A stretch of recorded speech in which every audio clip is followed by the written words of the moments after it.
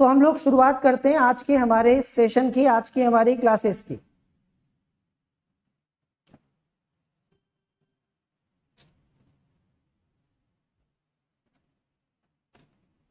तो आप सभी को पता है पंचायतें, वॉइस कम है क्या? एक बार आवाज को लेके आप मुझे बता दीजिए कि आवाज कम आ रही है क्या?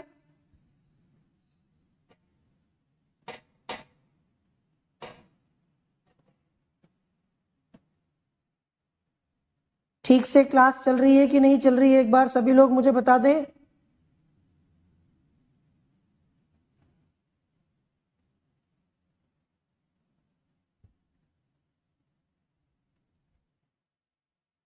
क्लियर है?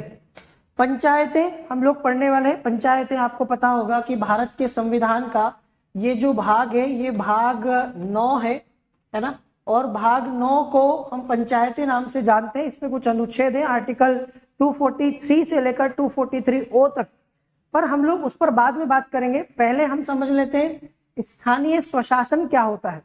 दरअसल ये जो चीज है, अगर आप इस शब्द को समझ गए, इस टर्म को समझ गए, तो पंचायती राज को समझने में, पंचायतों को समझने में, इस टॉपिक को समझने में आपको बिल्कुल भी समस्या नहीं आएगी। तो देखो, ये दो शब्दों से मिलकर बनता है। एक शब्द है स्थानीय और दूसरा है स्वशासन। स्थानीय का मतलब इंग्लिश में हम बोलते हैं लोकल, है ना। और स्वशासन का मतलब होता है अपना शासन, है ना, सेल्फ गवर्नमेंट। देखो, स्थानीय स्वशासन का मतलब होता है लोकल लेवल पर, स्थानीय स्तर पर अपना शासन। इसका मतलब है कि जब हम छोटी छोटी चीजों को अपने स्तर पर स्वयं निर्धारित करते हैं, हम स्वयं तय करते हैं, तो उसे स्थानीय स्वशासन कहते हैं। जैसे यदि आप किसी गांव में रहते हैं और गांव के ही लोग ये तय करें कि गांव में कहाँ स्कूल बनेगा, गांव में कितना टैक्स गांव के लोगों से लिया जाएगा, गांव में कहाँ पुल बनेगा, गांव में कहाँ अस्पताल बनेगा, कहाँ सड़क बनेगी, कहाँ बिजली के खंभे लगाए जाएंगे, यदि ये सारे की सारी चीजें गांव के ही लोग तय करें तो इसको कहते हैं स्थानीय स्वशासन। समझ गए आप लोग? जब स्थानीय स्तर पर, लोकल लेवल पर लोग स्वयं अपने लिए चीजों को निर्धारित करें, तय करें, निर्णय लें, तो इसे स्थानीय स्वशासन कहते हैं। मैं आपको इसका एग्जाम्पल बताता हूं कि इसकी जरूरत क्यों है। क्वेश्चन ये है कि हमको स्थानीय स्वशासन जो है ये क्यों चाहिए, इसकी जरूरत क्या है। फर्ज करिए आप एक गांव में रहते हैं, ठीक है, ये आपका गांव है और आपके गांव में कुल मिला के 100 लोग रहते हैं। कितने लोग रहते हैं? चलो 1000 कर लेते हैं। 1000 लोग रहते हैं आपके गांव में, और ऐसे आपके पूरे जिले में कुल मिला के 20 गांव हैं। 20 गांव पूरे जिले में, तो आप देख सकते हैं कि टोटल जो है आपके आसपास के गांव को मिला के सारी जनसंख्या बन जाएगी 20,000। बन जाएगी ना? पूरे जिले के गांव को मिला के बन जाएगी 20,000। अब इन 20 के 20 गांव में, आपके गांव में, आपके पूरे जिले के सारे गांव में कहीं भी कोई हॉस्पिटल नहीं है, कोई अस्पताल नहीं है। अब आपके गांव में किसी को भी छोटी सी बीमारी होती है, मतलब किसी को खांसी हो गई, सर्दी जुकाम हो गया, या बुखार आ गया, फीवर आ गया, या कोई भी छोटी सी छोटी बीमारी हुई, उल्टी हो गई, दस्त हो गई, ये सब के सब गांव के लोग जा रहे हैं पूरे जिले के। कहाँ जा रहे हैं? जिले में जा रहे हैं। आपके जिले में एक हॉस्पिटल है और ये सारे लोग जिले के हॉस्पिटल में दिखाने जाते हैं। अब आप सोचो कि अगर आपके गांव से, मान लीजिए कि वो आपका जो जिला है, आपका जो हेडक्वार्टर है, जिले का मुख्यालय है, जो हॉस्पिटल है, वो आपके गांव से 100 किलोमीटर दूर है। अब आप 100 किलोमीटर दूर जाते हैं सिर्फ सर्दी जुकाम को दिखाने, आप हॉस्पिटल जाते हैं सिर्फ उल्टी दस्त का इलाज करवाने। तो पहले तो छोटी छोटी चीजों के लिए आपको जाना पड़ रहा है 100 किलोमीटर दूर उस हॉस्पिटल में। दूसरा, उस हॉस्पिटल के डॉक्टर की क्या स्थिति होगी। आप सोचो, पूरे जिले के 20,000 लोग जो है वो बीमार होते हैं तो वो उसके पास आ जाते हैं। अब क्या वो दिन भर बैठ के भी उन सबका इलाज कर पाएगा? नहीं कर पाएगा ना। क्या वो एक एक पर पर्सनली ध्यान दे पाएगा? क्या वो आप सभी लोगों को ठीक से जो है इलाज कर पाएगा? नहीं संभव है। तो अगर हम छोटी छोटी बीमारियों के लिए, छोटी छोटी परेशानियों के लिए हर गांव में अगर एक हॉस्पिटल बना दे, एक अस्पताल बना दे जो गांव में छोटी मोटी बीमारियों का इलाज कर सके, भाई वहां पे जो डॉक्टर है वो डॉक्टर आपके सर्दी जुकाम का, उल्टी दस्त का आपका जो इलाज है, जो ट्रीटमेंट है वो गांव में ही कर दे, तो आप सोच देखेंगे कि जिले में जो हॉस्पिटल है वहां जाने वाले लोगों की संख्या बहुत कम हो जाएगी। जिले के अस्पताल में, हॉस्पिटल में सिर्फ वही लोग जाएंगे जिनको कोई बड़ी बीमारी है, गंभीर बीमारी है, किसी को टीबी है, किसी को मान लीजिए कि ट्यूमर है ना, कैंसर है या इस प्रकार की कोई बीमारी है, तो वो लोग जाएंगे कहां पर? जिला अस्पताल। तो इस तरीके से स्वशासन भी यही है, जब आप सारी शक्तियों को क्या करते हैं? केंद्रीकृत कर लेते हैं। क्या कर लेते हैं? सेंट्रलाइजेशन जब आप कर लेते हैं, केंद्रीकरण कर लेते हैं, तो फिर सारे के सारे निर्णय जो है ऊपर के लेवल पे लेने पड़ते हैं।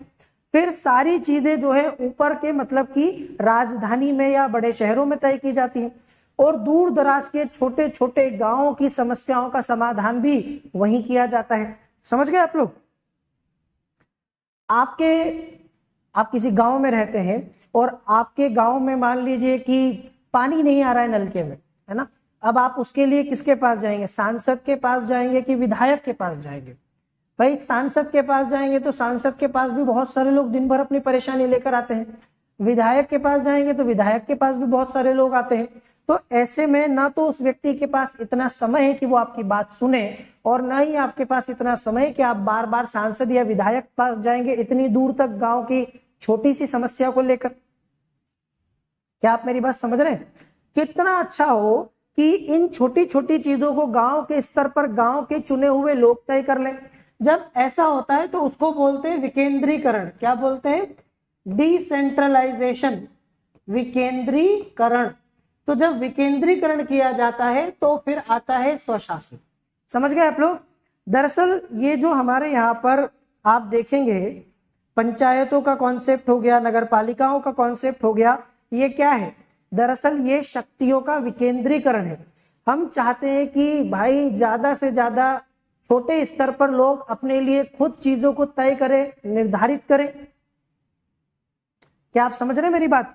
तो इस तरीके से इसको बोलते हैं स्थानीय स्वशासन। और स्थानीय स्वशासन दरअसल क्या है? शासन और सत्ता को एक स्थान पर केंद्रित करने के बजाय उसको स्थानीय स्तर पर विभाजित करने का मामला। आपके लिए बहुत सारे निर्णय आपके माता पिता लेते हैं। आपको पता होगा कि आमतौर पर बच्चों के सारे निर्णय माता पिता लेते हैं, है ना। आप किस स्कूल में जाएंगे पढ़ने, आप किस कॉलेज में जाएंगे पढ़ने, या आमतौर पर हमारे यहाँ शादी ब्याह भी घर वाले तय करते हैं, बहुत सारी चीजें घर वाले निर्णय लेते हैं। पर छोटी छोटी बातें तो आपको आपके ऊपर छोड़ दी होगी ना घर वालों ने। भाई आज क्या पहनना है ये आप तय करेंगे, किस समय खाना खाना है ये आप तय करेंगे, कितनी बजे सोना है ये आप तय करेंगे, है ना, किससे बात करना है नहीं करना है। अगर छोटी छोटी बातें भी आपको मम्मी पापा से पूछनी पड़े, उनसे परमिशन लेके करना पड़े, तो सोचिए कि आपका विकास हो पाएगा। हम सब जानते हैं कि असली भारत गांव में बसता है। आपको हमें सबको पता है कि हमारे देश को जो है क्या बोलते हैं? कृषि प्रधान देश। और भारत की जनसंख्या की अगर मैं बात करूं तो लगभग 70% लोग, ठीक है, लगभग 70% लोग भारत में गांव में रहते हैं। तो ये सारे के सारे लोगों के लिए अगर हम ऊपर के लेवल पे चीजों को तय करेंगे तो क्या व्यवस्थित रूप से हम काम कर पाएंगे? कभी नहीं कर पाएंगे। इसीलिए शासन या सत्ता को, ठीक है, एक स्थान पर केंद्रित करने की जगह जब हम उसको नीचे के स्तर पर बांट देते हैं या हम नीचे के स्तर तक पहुंचा देते हैं तो इसको कहते हैं विकेंद्रीकरण, इसको कहते हैं स्वशासन। इससे क्या होता है? इससे आम आदमी की सत्ता में भागीदारी सुनिश्चित हो जाती है। आप मेरी बात समझ रहे हैं? जैसे मैं आपको एग्जांपल देता हूं कि आप उत्तर प्रदेश में रहते हैं। उत्तर प्रदेश में कुल मिला के गिनती के 403 विधानसभा सदस्य हैं, है ना, इतने विधायक हैं, और कुल मिला के जो है 80 लोकसभा के सांसद हैं, इतने ही है ना। अब सोचो यूपी में ज्यादा से ज्यादा विधानसभा के सदस्य बन सकते हैं सिर्फ 403, है ना, और ज्यादा से ज्यादा लोकसभा के सदस्य हो सकते हैं 80, राज्यसभा के सदस्य हो सकते हैं 31, लेकिन यूपी की जनसंख्या तो करोड़ों में है। अब यूपी के बहुत सारे लोग जो चाहते हैं कि हम भी सत्ता में भागीदारी करें, हम भी निर्णय लेने में भागीदारी करें, हम भी कुछ जो है नीतियां बनाएं, हम भी अपने समाज के विकास के लिए कानून बनाएं, नियम बनाएं। कैसे बना पाएंगे? क्या करोड़ों लोग इन पदों पर बैठ सकते हैं? बताइए। ये तो सिर्फ 400 और अगर आप देखेंगे तो 500 से भी कम पद हो गए, और बाकी करोड़ों लोग जो कि सत्ता में भागीदारी चाहते हैं, वो भी चाहते हैं कि छोटा मोटा काम वो भी करें समाज के लिए, वो भी नियम बनाए। कैसे कर पाएंगे? तो इस प्रकार से स्थानीय स्वशासन से आम आदमी की सत्ता में भागीदारी सुनिश्चित हो जाती है। मतलब गांव में ही, गांव लेवल पर, गांव में ही गांव के लोग इस सत्ता में भागीदारी करते हैं। वे लोग भी अपने गांव के लिए जो है विकास की योजना बना सकते हैं, वे लोग भी अपने गांव में विकास के काम कर सकते हैं। आ रहा है समझ में कि नहीं आ रहा है? Is that clear?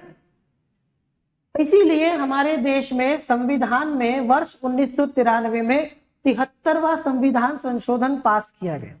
आप सभी को पता है 73वें संविधान संशोधन को पास करने के पीछे उद्देश्य, मकसद यही था कि हम भारत में पंचायती राज संस्थाओं को संवैधानिक दर्जा दें, देश में सत्ता का, अधिकारों का विकेंद्रीकरण करें और ज्यादा से ज्यादा लोगों को भागीदार बनाएं, है ना। तो उद्देश्य था देश की करीब 2.5 लाख पंचायतों को ज्यादा से ज्यादा अधिकार प्रदान करना और उनको सशक्त बनाना। 73वें संविधान संशोधन और उसकी विशेषताओं पर हम लोग बाद में आएंगे, पर पहले हम जानने की कोशिश करेंगे भारत में पंचायती राज का इतिहास क्या रहा है ना। थोड़ा सा आपको पता है, यहाँ पर हम लोग बैकग्राउंड की बात करेंगे, हिस्ट्री की बात भी करेंगे कि भारत में पंचायती राज की शुरुआत कहाँ से हुई। वैसे तो आप सब जानते हैं कि भारत में प्राचीन काल से ही गांव में पंचायतें रही हैं, मुखिया या प्रधान टाइप के लोग रहे हैं और वो गांव में सारी चीजों को देखते रहे, है ना। जैसे आपने मुंशी प्रेमचंद की एक कहानी सुनी होगी, पंच परमेश्वर। पंच परमेश्वर वही जुम्मन शेख और अलगू चौधरी वाली कहानी जो बचपन में स्कूल में किताबों में आपने पढ़ी होगी और जो बहुत फेमस है, जिसमें 2 मित्र होते हैं, जुम्मन शेख और अलगू चौधरी, है ना। उनके बीच में प्रगाढ़ मित्रता होती है और बाद में किसी कारण से उनके बीच मतभेद हो जाते हैं, लड़ाई हो जाती है और आखिरकार वो कहानी जब आप पढ़ेंगे तो आपको सब समझ में आ जाएगा कि बाद में फिर मित्रता हो जाती। लेकिन उसमें भी आपने देखा होगा कि पंचायत जैसा कुछ आपको दिखाई देता है। पंचायत वाला कॉन्सेप्ट भारत में नया नहीं है। ग्रामीण स्तर पर भारत में प्राचीन काल से जो अधिकार रखने वाली संस्था है वो पंचायत ही रही है। जब भारत का संविधान बना तो हमारे संविधान में भी अनुच्छेद 40 में, क्योंकि महात्मा गांधी का ये मानना था कि भाई असली भारत तो गांव में बसता है, तो जब तक गांव का विकास नहीं होगा, जब तक गांव को अधिकार नहीं दिए जाएंगे, तब तक भारत का विकास नहीं हो सकता। इसीलिए राज्य के नीति निर्देशक तत्व भाग 4 भारत का जो संविधान है उसमें एक अनुच्छेद जोड़ा गया, अनुच्छेद 40, और इस अनुच्छेद 40 में लिखा था कि राज्य पंचायतों का गठन करेगा, उनको अधिकार देगा, शक्तियां देगा और ये राज्य का कर्तव्य है। आप समझ रहे मेरी बात? वो बात अलग है कि ये वाला भाग संविधान का गैर न्यायोचित है, ये सरकार के ऊपर, राज्य के ऊपर बाध्यकारी नहीं है। मतलब अगर राज्य चाहे तो ये करे, नहीं है तो ना करे, तो कोई जोर जबरदस्ती नहीं है। तो भारत में पंचायती राज से जुड़ा हुआ यह अनुच्छेद बहुत ज्यादा काम नहीं आ रहा था, इसीलिए हमको 73वां संविधान संशोधन पास करना पड़ा। वो मैं भी आपको बताऊंगा। पहले शुरुआत से समझते हैं कि जब भारत में ब्रिटिश आए तो अंग्रेजों के आने के बाद भारत में पहली बार लॉर्ड रिपन का नाम सुना होगा आपने। लॉर्ड रिपन भारत में एक उदारवादी गवर्नर जनरल या वायसराय के नाम से जाना जाता है। उदारवादी इसलिए क्योंकि इस गवर्नर जनरल ने ऐसे कई काम किए जो हमारे हित में माने जाते हैं, थोड़ा सा भारतीयों को राहत देने से जुड़े हुए माने जाते हैं। कौन भूल सकता है वो सड़ा हुआ, घटिया, भद्दा सा वर्नाक्युलर प्रेस एक्ट जो लिटन लेके आया था, उसको रद्द किया था रिपन ने। कौन भूल सकता है भारत में पहली बार कारखाना अधिनियम पारित हुआ रिपन के काल में 1881 में। पहली नियमित जनगणना भारत की हुई इसी रिपन के काल में 1881 में। इल्बर्ट बिल जैसा विवाद जुड़ा हुआ है इसी रिपन के काल से, है ना, यह भी आपको पता है। और लॉर्ड रिपन जो है भारत में एक प्रकार से काफी जो है जाना माना नाम है। लॉर्ड रिपन के काल में भारत में कई सारे सुधार हुए, उन्हीं में से एक सुधार है स्थानीय स्वशासन का इसका प्रस्ताव। 1882 में लॉर्ड रिपन ने स्थानीय स्वशासन संबंधी एक प्रस्ताव दिया था, जिसको भारत में स्थानीय स्वशासन की संस्थाओं का मैग्ना कार्टा कहा जाता है। मैग्ना कार्टा इसलिए क्योंकि इस प्रस्ताव के द्वारा स्थानीय स्वशासन की संस्थाओं को अधिकार दिए जाने और उनके वित्त संबंधी व्यवस्थाओं की बात की गई थी। इसीलिए लॉर्ड रिपन को भारत में स्थानीय संस्थाओं का या भारत में स्वशासन का जनक माना जाता है। क्या बोलते हैं? भारत में स्वशासन का जनक माना जाता है लॉर्ड रिपन को, फादर ऑफ सेल्फ गवर्नमेंट। ये सब आपने पढ़ रखा होगा। अब ये जो लॉर्ड रिपन का प्रस्ताव आया, इसके बाद भारत में एक एक्ट पास होता है, आपको पता है 1919 का। इस एक्ट को मॉन्टेग्यू चेम्सफोर्ड सुधार अधिनियम भी कहते हैं। इस एक्ट को भारत शासन अधिनियम 1919 भी कहते हैं। और इस एक्ट में, जिसमें हमारे यहाँ प्रांतों में द्वैध शासन की व्यवस्था की गई थी, आपने पढ़ा होगा कि पहली बार प्रांतों में उत्तरदायी सरकार की स्थापना के नाम पर द्वैध शासन प्रणाली लाई गई। उसमें कुछ विषय आरक्षित थे गवर्नर के लिए और कुछ हस्तांतरित थे। तो ये जो स्थानीय स्वशासन ना, इसको हस्तांतरित विषय की सूची में रखा गया। तो ये तो आप तब समझ पाओगे जब आप 1919 का भारत शासन अधिनियम पढ़ोगे कि किस प्रकार से भारत शासन अधिनियम 1919 के द्वारा भारत में द्वैध शासन प्रांतों में लागू किया गया। और ये जो विषय है, इनको दो भागों में बांटा गया था, आरक्षित और हस्तांतरित। और जो स्थानीय स्वशासन है, ये विषय था हस्तांतरित विषय में। फिर 1935 में भारत शासन अधिनियम आया और इस विषय को और ज्यादा व्यापक और सुदृढ़ बनाया गया। तो इस तरह से अंग्रेजों के काल में भारत में स्थानीय स्वशासन को लेकर कुछ कोशिशें तो हुई, पर बहुत ज्यादा प्रगति, बहुत ज्यादा उल्लेखनीय कोई इसमें काम या उपलब्धि नहीं है। अब भारत आजाद हो गया, समझ में है? भारत के आजाद होने के बाद हमारे देश में संविधान जब बना, तो मैंने आपको बताया कि संविधान में एक अनुच्छेद जोड़ा गया और वो अनुच्छेद था अनुच्छेद 40। और हमारे संविधान निर्माताओं ने ये सोचा कि भारत में अनुच्छेद 40 को सरकारें गंभीरता से लेंगी, भारत में अनुच्छेद 40 के तहत पंचायतों का गठन होगा और भारत में स्वशासन की गाड़ी चल पड़ेगी। आप समझ रहे मेरी बात? स्वशासन की गाड़ी चल पड़ेगी मतलब भारत में जो ग्रामीण स्तर पर हम लोकतांत्रिक विकेंद्रीकरण चाहते हैं, लोगों को अधिकार देना चाहते हैं, वो सब मिल जाएगा। लेकिन भारत में इतनी आसानी से कोई चीज कहाँ होती है? आपको पता है कि जब सरकार पे छोड़ दिया तो सरकार ने उसको सीरियसली नहीं लिया, उसको गंभीरता से नहीं लिया। और उसके बाद 1957 में एक समिति का गठन होता है। 1957 में समिति का गठन हुआ था, जिसके अध्यक्ष का नाम था बलवंत राय मेहता। बलवंत राय मेहता साहब को ये काम दिया गया। आपको पता होगा कि जब भारत में कोई चीज समझ में नहीं आ रही होती है ना, या कोई चीज क्लियर नहीं हो पा रही होती है, तो हम क्या करते हैं? हम समिति बना देते हैं। क्या करते हैं? समिति बना देते हैं। तो बलवंत राय मेहता साहब की अध्यक्षता में हमने बना दी एक समिति। और इस समिति का काम क्या था? अटक रहा है क्या? एक मिनट।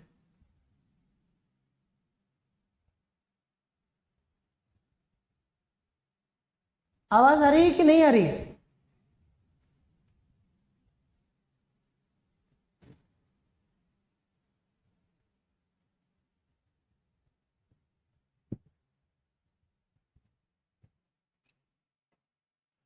तो बलवंत राय मेहता समिति को हमने ये काम दिया कि 1952 में जो सामुदायिक विकास कार्यक्रम लागू किया गया था, तो उसकी जांच करें और भारत में पंचायत से जुड़ी हुई संस्थाओं को, ठीक है, किस प्रकार से ज्यादा अधिकार दिए जा सकते हैं, कैसे वो ठीक से काम कर सकती है, भारत में कैसे जो है इनसे ज्यादा जो है उपलब्धियां हासिल करवाई जा सकती है, वो काम था। तो बलवंत राय मेहता समिति का गठन 1957 में हुआ और इसने जो है नवंबर 1957 में अपनी रिपोर्ट भी सौंप दी। बलवंत राय, देखो पहले आपको पंचायती राज संस्था पे समझने से पहले आपको इसका इतिहास जानना पड़ेगा। हमें ये जानना पड़ेगा कि भारत में किस प्रकार से पंचायती राज का विकास हुआ है। 73वां संविधान संशोधन रातों रात पास नहीं हुआ, समझ रहे मेरी बात। 73वां संविधान संशोधन को पास करने से पहले हमने कई पापड़ बेले हैं, और ये जानना बहुत जरूरी है कि आखिर किस तरीके के पापड़ बेले गए, किस तरीके के प्रयास हुए हैं, तब जाके भारत में 73वां संविधान संशोधन पास हुआ है। समझ रहे मेरी बात कि नहीं?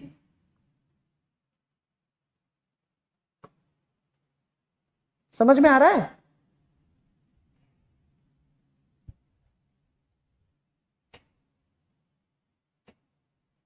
चलो, तो पहले हम ये समझने की कोशिश करते हैं कि 73वां संविधान संशोधन पास करने से पहले भारत में पंचायती राज व्यवस्था को लेकर या पंचायती राज सिस्टम को लेकर कौन कौन सी कोशिशें की गई है।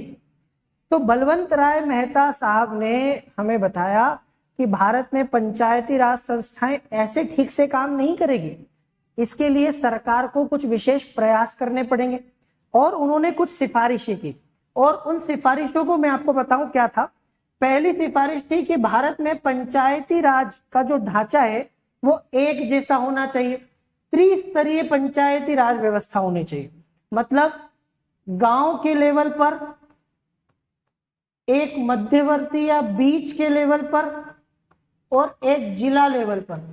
हर स्तर पर, हर लेवल पर आपको एक पंचायत की स्थापना करनी है। जैसे एक गांव में ग्राम पंचायत, ठीक है, जो उस गांव का विकास करेगी, जो उस गांव के चुने हुए लोगों से बनेगी। मतलब गांव के ही लोग अपने गांव में काम करेंगे, अच्छा लगेगा, है ना। उनको पता है गांव में सड़क नहीं है, या गांव में स्कूल नहीं है, कि अस्पताल नहीं है। पहले क्या बनाना जरूरी है? पहले स्कूल बनाना जरूरी है कि हॉस्पिटल बनाना जरूरी है। तो इस तरीके से ये गांव में गांव पंचायत होगी। फिर एक ब्लॉक लेवल पर, ठीक है, एक मध्यवर्ती पंचायत होगी जो उस पूरे इलाके की पंचायतों को मिलाकर बनेगी। और तीसरा, पूरे जिले की जितने भी पंचायतें गांव हैं, है ना, मान लीजिए किसी जिले में 100 गांव है, तो सारे गांवों को मिला के एक जिला पंचायत बनेगी जो पूरे जिले के गांव की पंचायतों का सुपरविजन करेगी, ठीक है, और उनके लिए काम करेगी। तो इस तरीके से बलवंत राय मेहता साहब ने गांव के स्तर पर, मध्यवर्ती स्तर पर और जिला स्तर पर, 3 स्तर पर भारत में पंचायती राज संस्थाओं को लागू करने का सुझाव दिया। अब सरकार ने इनकी सिफारिश मान ली। हमें लगा कि भारत में पंचायती राज का कायाकल्प हो जाएगा, भारत में पंचायती राज संस्थाएं धुआंधार काम करने लगेगी और हर एक गांव का विकास हो जाएगा, ऐसा जैसे कि वो गांव कभी अविकसित या पिछड़ा था ही नहीं। आखिरकार 2 अक्टूबर 1959 की बात है। राजस्थान का एक जिला है नागौर, आपने भी नाम सुना होगा। राजस्थान के नागौर जिले में पहली बार भारत की त्रिस्तरीय पंचायत का उद्घाटन हुआ। उस समय के जो भारत के प्रधानमंत्री थे मिस्टर जवाहरलाल नेहरू, श्री जवाहरलाल नेहरू ने भारत की पहली त्रिस्तरीय पंचायत का उद्घाटन किया राजस्थान के नागौर में। समझ गए? यहां तक क्लियर हुआ? और ये कब हुआ? 2 अक्टूबर। देखो, सबसे अच्छी बात है कि हमने कौन सा दिन चुना, गांधी जयंती का, क्योंकि ये सारा कॉन्सेप्ट महात्मा गांधी से जुड़ा हुआ है। तो 2 अक्टूबर 1959 को राजस्थान के नागौर में भारत की पहली, देश की पहली त्रिस्तरीय पंचायत का उद्घाटन, जैसा कि बलवंत राय मेहता साहब ने सुझाव दिया था, सिफारिश की थी, पंडित नेहरू के द्वारा इसका उद्घाटन हुआ। चलो, अब हमें लगा कि सब ठीक हो जाएगा, लेकिन नहीं हुआ। कई बार बीमारी के बाद जो हम लोग दवाई लेते हैं ना, उस दवाई से हमें ऐसा लगता है कि इस बार सब ठीक हो जाएगा, सब कुछ वापस पहले की तरह, लेकिन नहीं होता। तो उनकी इस सिफारिश का बहुत ज्यादा असर नहीं हुआ। कुछ राज्यों ने त्रिस्तरीय पंचायतों का उद्घाटन कर दिया, कुछ राज्यों ने 2 स्तरीय, और पश्चिम बंगाल ने तो 4 स्तरीय पंचायतें बना दी एक ही जिले के अंदर। तो ये आप समझ रहे हो, 2, 3, 4 क्या लगा रखा है, एक रूपता नहीं है। जिसको जैसा मन किया वैसा उसने कानून बना दिया। मतलब हमने ये तो तय कर दिया कि आज सबके घर में सब्जी बनेगी, लेकिन सब्जी कौन सी बनेगी ये तय नहीं। किसी ने भिंडी बना ली, किसी ने आलू बना लिया, किसी ने गोभी बना ली, किसी ने मटर बना लिया। आप समझ रहे मेरी बात? किसी ने पनीर बना लिया, उसके पास ज्यादा अच्छा पैसा था, वो पनीर लेके आ गया। अब भारत में फिर से वही हुआ, किसी राज्य ने पंचायती संस्थाओं के चुनाव करवाए, किसी ने नहीं करवाए, किसी ने कार्यकाल अलग रखा, किसी ने अलग रखा। तो इस तरीके से भारत में पंचायती राज व्यवस्था ठीक से काम ही नहीं कर रही। सरकार को लगा कि फिर कुछ करना पड़ेगा, फिर से जो है इन्होंने एक और समिति बना दी। इस बार फिर दूसरे मेहता साहब, अशोक मेहता साहब, इस बार समिति के अध्यक्ष थे अशोक मेहता, और इसीलिए समिति का नाम पड़ गया अशोक मेहता समिति। बात है 1977 की, 20 साल के बाद 1957 में बलवंत राय मेहता और 1977 में अशोक मेहता समिति बनी। अशोक मेहता समिति ने 1978 में 78 में अपनी रिपोर्ट प्रस्तुत कर दी और इन्होंने कुछ सिफारिशें की कि भारत में पंचायती राज संस्थाओं को हम अगर थोड़ा बहुत दुरुस्त करें, ठीक करें, तो इन्हें बेहतर किया जा सकता है और इन्हें बेहतर तरीके से काम करने के योग्य बनाया जा सकता है। पहली सिफारिश, द्विस्तरीय पंचायती राज की स्थापना। अशोक मेहता साहब का कहना था कि 3 स्तर ज्यादा हो रहे हैं, कंफ्यूजन पैदा कर रहे हैं, ठीक से काम नहीं हो रहा है। तुमने गांव के लेवल पे, बीच के लेवल पे, जिला लेवल पे 3 स्तर पर पंचायतें बना दी, जबकि आपको सिर्फ 2 बनानी चाहिए।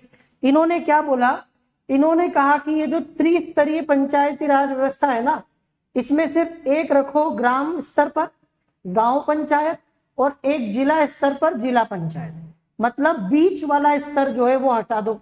आप समझ रहे मेरी बात? बलवंत राय मेहता साहब ने 3 स्तर बताए थे, गांव का, बीच का, शहर का। अशोक मेहता साहब ने बोला कि बीच वाला हटा दो, सिर्फ 2 स्तर रखो, क्योंकि इससे कंफ्यूजन पैदा हो रहा है। इस तरीके से भारत में द्विस्तरीय पंचायतों की स्थापना की जाए, ये सिफारिश की गई। नियमित रूप से इनका सामाजिक लेखा परीक्षण करवाया जाए, मतलब सोशल ऑडिट करवाया जाए। सोशल ऑडिट का मतलब होता है कि गांव के जो लोग हैं या आम जनता जो है वो इनके कामों की जो है चेकिंग कर सके, रिव्यू करे, देखे कि इन्होंने क्या किया, नहीं किया, कितना काम इनके को करने के लिए कहा गया था, क्या क्या इनका जो है टारगेट था। ये सारी चीजें सोशल ऑडिट में आती हैं। इसके साथ पंचायती चुनाव में राजनीतिक दलों की भागीदारी करवाई जाए। जब तक राजनीतिक दल इसमें भाग नहीं लेंगे, जब तक वे चुनाव को गंभीरता से नहीं लेंगे, तब तक लोग भी नहीं लेंगे, तब तक कुछ होगा भी नहीं। तो अगली सिफारिश थी कि राजनीतिक दलों को इसमें भागीदार बनाया जाए। भैया बारात जब लेके जाओगे तो बारात में नाचने वाले चाहिए ना, बिना नाचने वालों के बारात में मजा कैसे आएगा? तो पंचायती राज संस्थाओं के समय समय पर जो है क्या है, राजनीतिक दलों को भागीदार बनाया जाए, नियमित चुनाव करवाए जाए। एक सबसे बड़ी समस्या थी कि चुनाव जो हो रहे थे वो रेगुलर नहीं थे। कुछ राज्य चुनाव करवा रहे थे और कुछ राज्य चुनाव नहीं करवा रहे। किसी का मन किया तो 2 साल, किसी का 3 साल, किसी का 4 साल। समय समय पर चुनाव करवाओ। अनुसूचित जाति और जनजाति के लोगों को आरक्षण दो, रिजर्वेशन दो। कई सारे गांव में उच्च जाति के लोग अनुसूचित जाति और जनजाति के लोगों को जो है चुनाव में खड़ा नहीं होने दे रहे, उनको प्रतिनिधित्व नहीं मिल रहा, उनको भी लेके आया जाए। इसके साथ राज्य मंत्रिमंडल में पंचायती राज मंत्री की व्यवस्था की जाए। ये कुछ मुख्य सिफारिशें हैं अशोक मेहता साहब की। और पिछली वाली बलवंत राय मेहता साहब से सिर्फ एक अलग है कि बलवंत राय मेहता साहब ने बोला था त्रिस्तरीय, इन्होंने बोला द्विस्तरीय पंचायत है, बाकी तो सब नहीं है। अब ये तो खैर हो नहीं पाया, क्योंकि आपको पता है इसके बाद जनता सरकार ही गिर गई। सरकार के गिरने के बाद फिर से इंदिरा गांधी के नेतृत्व में कांग्रेस की सरकार आई, तो इन सिफारिशों को लागू ही नहीं कर सके। इसके बाद पंचायती राज संस्थाएं भारत में फिर भी ढंग से काम नहीं कर रही। कई साल हो गए, पर हम जैसा चाहते हैं कि भारत में गांव के स्तर पर लोग अपने लिए काम करें, गांव का विकास हो, वे लोग निर्णय ले, कुछ नहीं हो पा रहा है। फिर कुछ और कोशिशें हुई ताकि भारत में पंचायती राज संस्थाएं ढंग से काम करे, इनको राज्य अधिकार। सबसे बड़ी समस्या मैं आपको बताऊं क्या है। सबसे बड़ी समस्या ये है कि ये जो शब्द आप सुन रहे हो मेरे मुंह से इतनी देर से, स्थानीय स्वशासन, दरअसल ये स्थानीय स्वशासन जो है ना, ये भारत के संविधान की 7वीं अनुसूची जो आपने सुनी होगी, जिसमें केंद्र राज्य के बीच शक्तियों का बंटवारा है, 7वीं अनुसूची की राज्य सूची का विषय है। मतलब इससे जुड़े हुए मामलों पर कानून बनाने का अधिकार राज्य का है। अब राज्य सूची का विषय है तो केंद्र के हाथ बन जाते हैं, राज्यों की इच्छा हो वो वैसे कानून बनाए। क्या आपको मेरी बात समझ में आई? द बेसिक प्रॉब्लम वॉज कि ये जो सब्जेक्ट है, ये जो मैटर है, ये पंचायती राज वाला मैटर राज्य सूची का विषय है, ये संघ सूची का नहीं है। संघ सूची का होता तो केंद्र या संसद कब का कानून बना देता, पर राज्य सूची का विषय है तो मध्य प्रदेश अलग कानून बना रहा है, उत्तर प्रदेश अलग बना रहा है, राजस्थान और पंजाब अलग बना रहे हैं। अब हमें क्या चाहिए था? हमें चाहिए था कि सारे राज्य भारत के इस मामले पर एक जैसा कानून पास करें, एक जैसा कानून बनाए। आ रहा है समझ में? तो ये सबसे बड़ी प्रॉब्लम थी और आखिर में फिर एक कमेटी आई 1985 में, 1985 में राजीव गांधी सरकार के समय योजना आयोग के द्वारा इसका गठन किया गया, जीवी राव समिति। और जीवी राव समिति ने भी एक बहुत काम की बात बोली। जीवी राव समिति ने पंचायती राज संस्थाओं को बिना जड़ की घास कहा। क्या कहा? बिना जड़ की घास। यार ध्यान देना इस बात पे, इन्होंने इनको बिना जड़ की घास कहा। बिना जड़ की घास कहने का मतलब यह है कि भारत में पंचायती राज संस्थाएं कभी भी ढंग से काम नहीं कर सकती। क्यों? क्योंकि ये तो ऐसी घास है जिसमें जड़ ही नहीं है। आप सोचो कि अगर आपको जमीन में घास दिखाई देती है तो आपके निकलने के बाद भी, गाड़ियों के निकलने के बाद भी, वहां से पानी निकलने के बाद भी वो घास क्यों जमीन में लगी रहती है? क्योंकि अंदर जड़ है जिसने उस घास को पकड़ के रखा हुआ है। भारत में पंचायती राज संस्थाओं के साथ ये समस्या है कि इनकी जड़ ही नहीं है, तो फिर कहां से टिकेगी? कभी एक काम करना, थोड़ा सा मैदान से कुछ घास को उखाड़ लेना और वापस पटक देना उसी जगह पर। अब आप देखोगे कि वो घास वहां पर रहेगी नहीं, पानी के साथ बह के चली जाएगी, हवा के साथ भी उड़ के जा सकती है, लोगों के साथ पैरों में चिपक के जा सकती है। क्या आपको मेरी बात समझ में आ रही है? और अगर आप चाहते हैं कि वो घास स्थायी रहे तो आपको उस घास को जड़ में रहने देना पड़ेगा। आप भारत में सबसे बड़ी समस्या यह है पंचायती राज संस्थाओं को लेकर कि इनकी घास ही नहीं है। आपने इनको राज्यों के भरोसे छोड़ दिया। एक शेर आपने सुना होगा, बड़ा फेमस है, तमाम उम्र गालिब यही गलती करता रहा, है ना, धूल चेहरे पर थी आईना साफ करता रहा। आपके चेहरे पर धूल है तो बार बार आईने को साफ करने से क्या होगा? आप कितनी बार आईने को साफ कर दे लेकिन चेहरा जो है, धूल तो चेहरे पर है, इसीलिए चेहरा साफ करना पड़ेगा। पंचायती राज संस्थाएं भारत में इसलिए काम नहीं कर पा रही क्योंकि भारत में राज्य इसके लिए संवैधानिक रूप से बाध्य नहीं है, एक रूपता नहीं है, हर राज्य अपनी मनमानी कर रहा है। ठीक है, तो आखिर में इन्होंने इसको बिना जड़ की घास कहा। फिर 1986 में एल.एम. सिंघवी समिति आई और एल.एम. सिंघवी समिति ने कहा कि इनको संवैधानिक दर्जा दे दो, इनको संविधान में ही आप शामिल कर लो। बाध्यकारी प्रावधान या वाद योग्य प्रावधानों के तहत एक बार अगर संविधान में आ जाएंगी तो राज्य इनको मानने के लिए बाध्य होंगे। जैसे मैं आपको एग्जांपल देता हूं, हर राज्य में 5 साल में विधानसभा के चुनाव होते हैं कि नहीं होते हैं? होते हैं ना। ऐसा क्यों? संविधान में लिखा है किसी राज्य की विधानसभा 5 साल से ज्यादा काम नहीं कर सकती। 5 साल से ज्यादा किसी राज्य में कोई व्यक्ति मुख्यमंत्री नहीं रह सकता जब तक अगली बार चुनाव ना हो। तो जब ये चीज मानना ही पड़ती, चाहो या ना चाहो। अनुच्छेद 40 भारत में काम नहीं करेगा। इस प्रावधान को संविधान में ऐसा शामिल कर लिया जाए कि राज्यों को मानना पड़ेगा। अगर राज्य इसको ना माने या इसके प्रावधान का उल्लंघन करें तो उस राज्य में राष्ट्रपति शासन लगा दिया जाए, उस राज्य की सरकार को बर्खास्त कर दिया जाए। अब राज्य को मानना पड़ेगा, अब तो मानना ही पड़ेगा ना। वो हमारे कहावत है, लातों के भूत बातों से नहीं मानते। तो जब तक लात भूसे नहीं चलेंगे ना तो वो मानने वाले नहीं है। आप कितना ही समझा लो, कितना ही कह लो, भारत में राज्यों की भी यही स्थिति थी।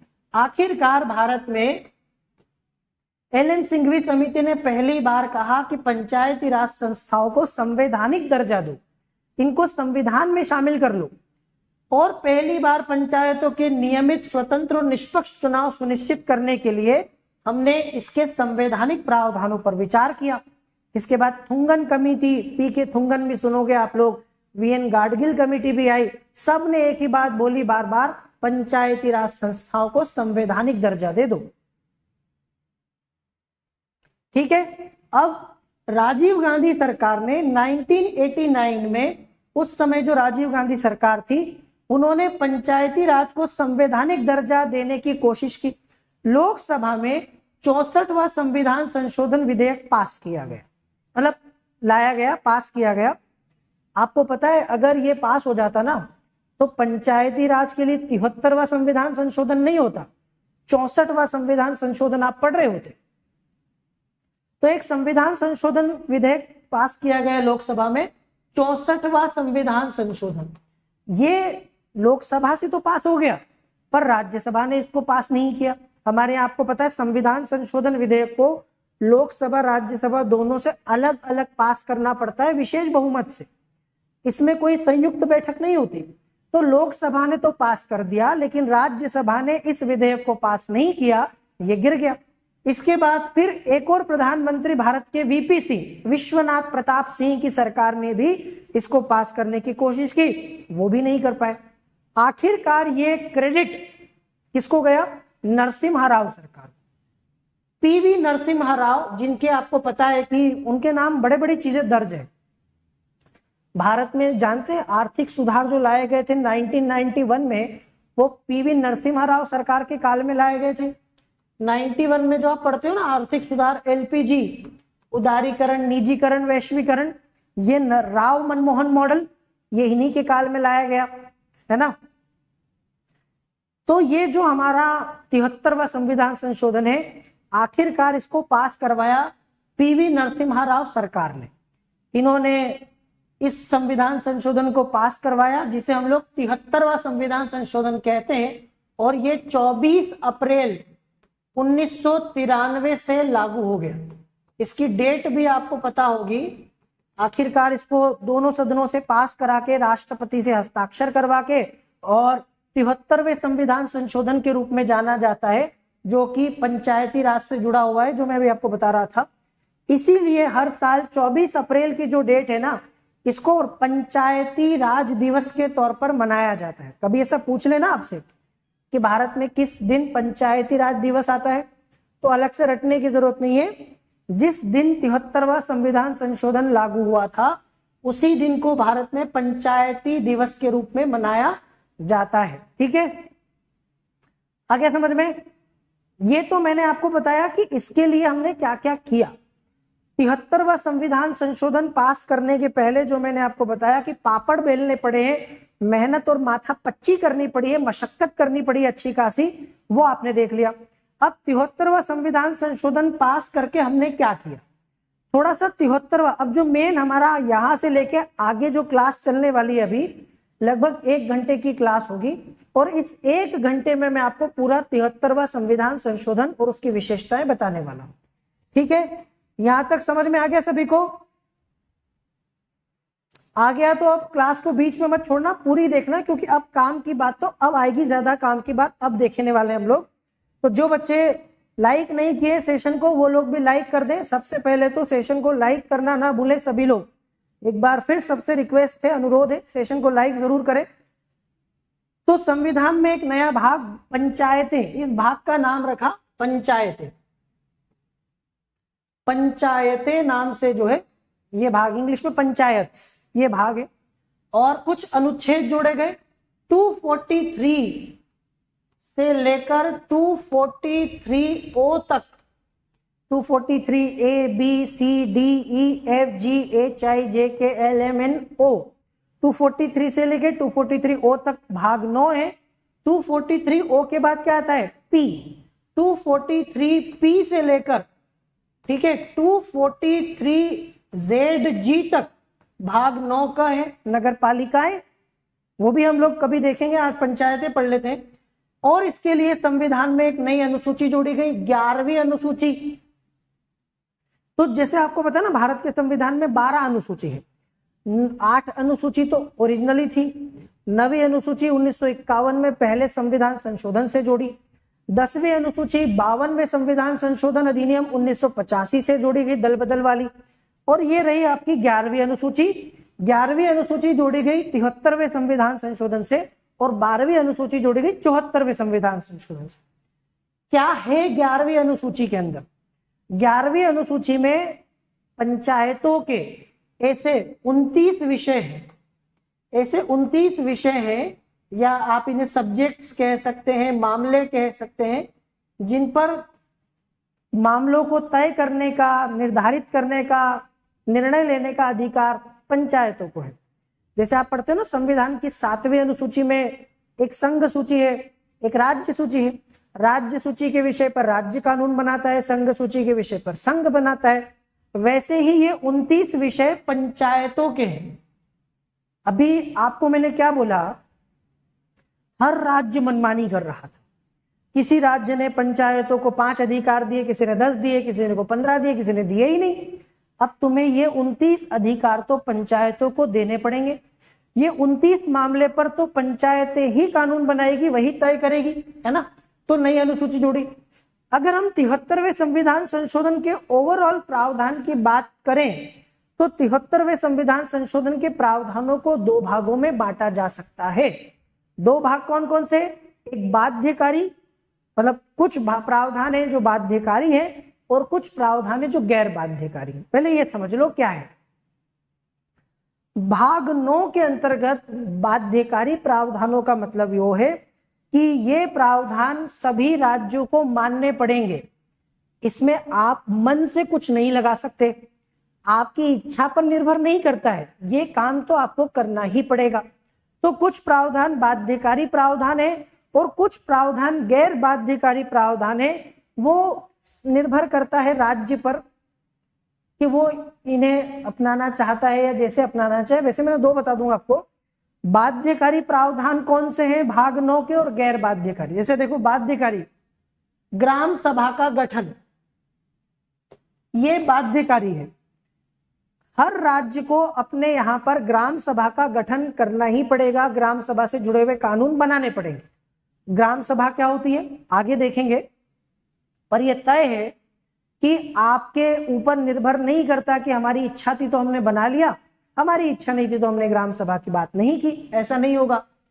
त्रिस्तरीय पंचायती राज, हर एक राज्य को जिसकी जनसंख्या 20 लाख से ज्यादा है, 20 लाख से अधिक, आप बोलोगे भारत के सारे राज्य इससे ज्यादा है। ये तो आज से 31 साल पुरानी बात है। कितनी? 31 साल पुरानी। तब भारत के बहुत सारे राज्यों की जनसंख्या 20 लाख से कम थी, छोटे छोटे राज्यों की।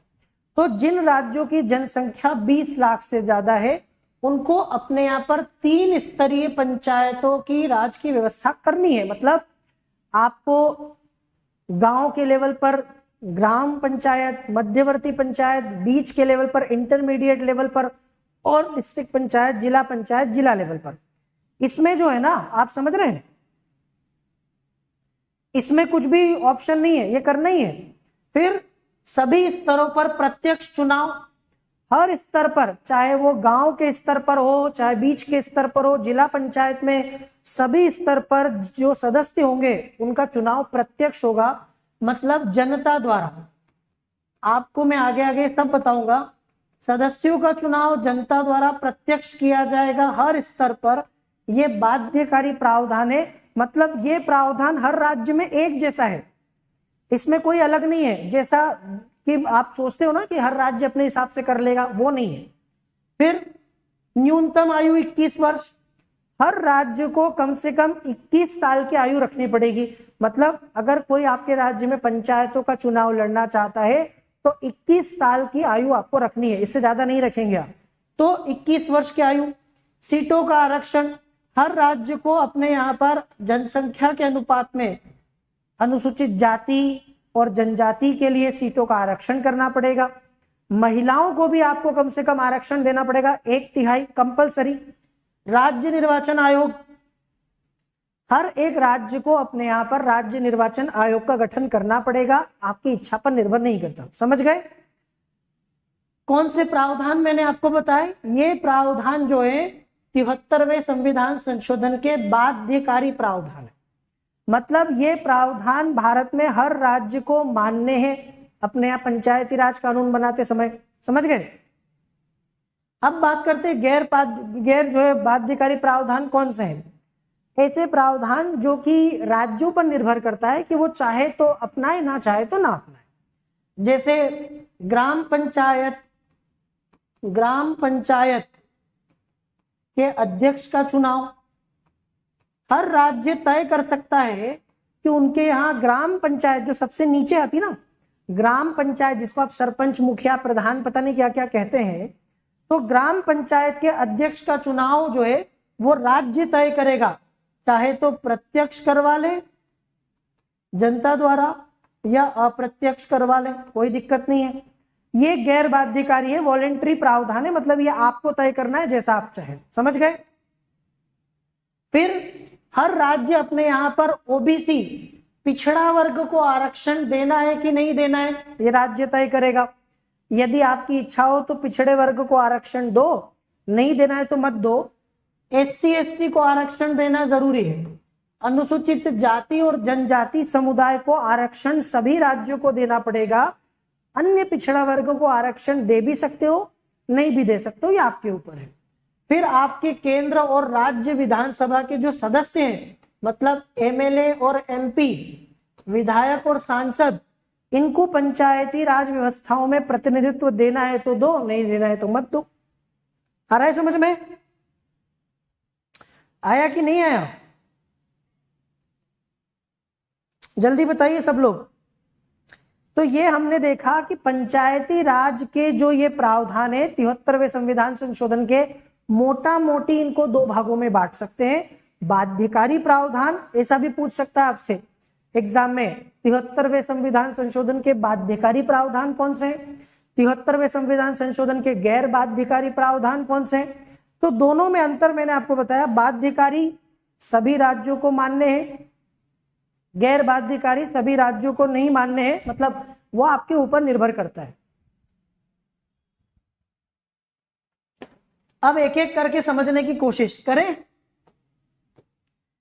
चलो अब हम बात करेंगे, फाइनली हम बात करेंगे 73वें संविधान संशोधन के प्रावधान। 73वें संविधान संशोधन के द्वारा आखिर हमने ऐसा क्या किया, या जो मैं आपको पढ़ा रहा हूं उसको ठीक से समझने का वक्त अब आ चुका है। हमने अभी आपको बताया कि इस संविधान संशोधन के द्वारा हमने 243 से लेकर 243O तक कुछ नए आर्टिकल, कुछ नए अनुच्छेद भारत के संविधान में जोड़ दिए। ठीक है, तो क्या आप नहीं जानना चाहते कि वो अनुच्छेद कौन से हैं, कौन कौन से अनुच्छेद संविधान में 73वें संविधान संशोधन के द्वारा जोड़े गए और उनमें क्या प्रावधान है, क्या व्यवस्थाएं हैं? तो सबसे पहले अनुच्छेद 243A से शुरू करते हैं। 243A में है ग्राम सभा। ये संविधान संशोधन प्रत्येक राज्य को ये निर्देश देता है कि जब भी आप अपना पंचायती राज कानून बनाएंगे, देखो भाई बनाना तो राज्यों को ही है, ये बात मैंने आपको पहले ही बोल दी थी। चूंकि ये मामला राज्य सूची के विषय से जुड़ा है तो कानून तो राज्य ही बनाएगा, परंतु आपको ये चीज उसमें शामिल करनी है। हर राज्य अपने यहाँ पर ग्राम सभा के गठन की व्यवस्था करेगा। अब आपको थोड़ा सा ग्राम सभा के बारे में बता दूं, ग्राम सभा क्या होती है। ग्राम सभा दरअसल साधारण शब्दों में देखें तो इसका मतलब होता है गांव की सभा या गांव के लोगों से बनी सभा। ठीक है, या तो गांव की सभा या गांव के लोगों से बनी सभा। ग्राम सभा का मतलब है कि एक गांव की पंचायत में जितने भी लोग उस पंचायत के अंतर्गत आते हैं, उन सभी मतदाताओं जो उस पूरे गांव में पंचायत में रजिस्टर्ड वोटर हैं, मतदाता हैं पंजीकृत, उन सबको मिला के बनती है ग्राम सभा। ठीक है, जैसे जैसे एग्जाम्पल देखो कि ये एक गांव है और इस गांव की कुल जनसंख्या इस गांव की 5000 है, ठीक है, 5000 है। तो ये 5000 लोगों से मिलके ग्राम सभा नहीं बनती। इन 5000 लोगों में से 2400 लोग ऐसे हैं जो उस गांव में वोटर हैं, जो उस गांव में वोटर के तौर पर लिस्ट में रजिस्टर्ड है, पंजीकृत है। तो इन 2400 लोगों से मिलके बनेगी ग्राम सभा। समझ गए? आए समझ में? गांव के जितने भी उस पंचायत के अंदर लोग रहते हैं, पंजीकृत मतदाता, उन सबसे मिलके बनती है ग्राम सभा।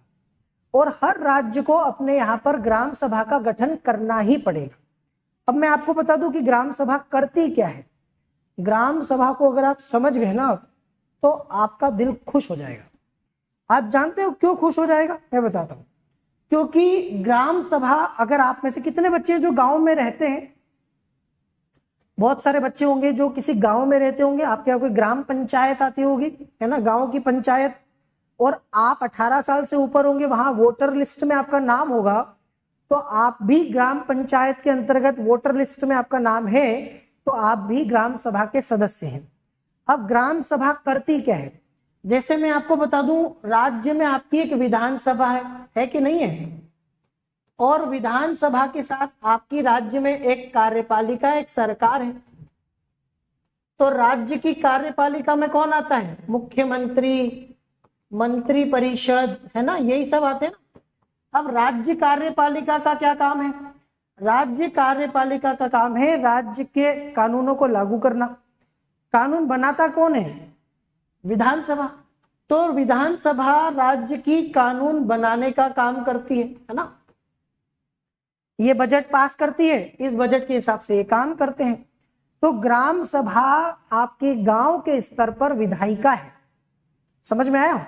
ये बजट पास करेगी, बहुत सारे मुख्य निर्णय ग्राम सभा लेती है, और उन निर्णयों को लागू करने का काम होता है आपकी पंचायत का।